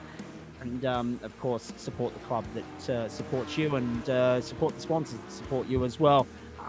By putting this show on, because put simply, without the sponsors, none of this happens. So a huge thanks, as per usual, to the great people at Waste Options, Spreyton Siders, Orbic Australia, Login Systems, Player 1 Sim Gear, Lobsy Racing, M-Wave Australia, and Flash Graphics. That is it from us. We are done. Massive weekend ahead. Good luck to everyone in Adelaide this weekend. Phillip Island for Island Magic as well. There's some good motor racing events coming up this weekend. Got some friends down at Mount Panorama for Challenge Bathurst. It's not a race meeting, but it's still a Bathurst event, so good luck to everyone down there. Good luck also to those of you doing the double header on Sunday night with Formula One starting at midnight and MotoGP at 1 a.m. And of course, then we get stuck into grand final week. Yeah, 39 weeks down, one still to come. Next week, the grand final week of all grand final weeks, because it's the 40th, and it's the fourth grand final week of the year. It's the Term 4 grand final week, which makes it the last one of the calendar year of 2023. Cannot wait for that. Yep, the checkered flag is within touching distance now. Champions will be crowned next week. We'll bring the curtain down on our prime time complement of GSRC broadcast for 2023, and we'll do it with 4 nights of broadcasting, just as we did the penultimate week, and we are pumped and excited to be bringing it all to you. And don't forget, of course, we'll get into the off season before we get the GT1 Championship wrapped up on Tuesday, December 5, and then further down the line, Sunday, December 17, the finale of the GT3 and Hypercar Endurance Championship from the Circuit de la Sarthe as well. So even though we sign off and wrap up next Thursday night, wrap up the year that was at the end of season 15 for the GSRC, and our 4th year together. Can you believe that? The racing will continue beyond the broadcast component of the prime time slots in 2023. So with that in mind, we say goodbye to you from the Imola circuit. Matty Denchester maintains the championship lead with 1 week to go on a night where John Merritt took the checkered flag, and they also enjoyed, the Pulse Tuning Boys also enjoyed success in Formula B, but it was Chris Noble getting the job done there as far as round one is concerned, not without some stiff competition from Cito and also Sam Chapman as well.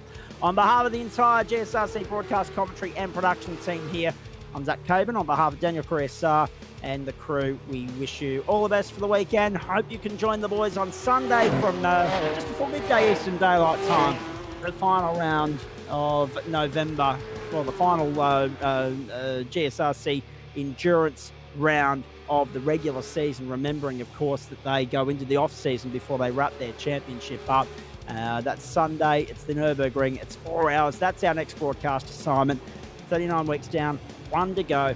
Season 15, Term 4 of 2023 wraps up next week. But as far as night 4 of week 9 is concerned, we're done. Have a great weekend, everybody. See you Monday night to start grand final week, not just for the term, but also the year. And of course, it'll be our last broadcast assignments and engagements for the month of November. So we're not just wrapping up the month, but also the term, and also, more importantly, the year next week. It's one you don't want to miss. We'll see you then. Have a great weekend, everybody. Bye for now.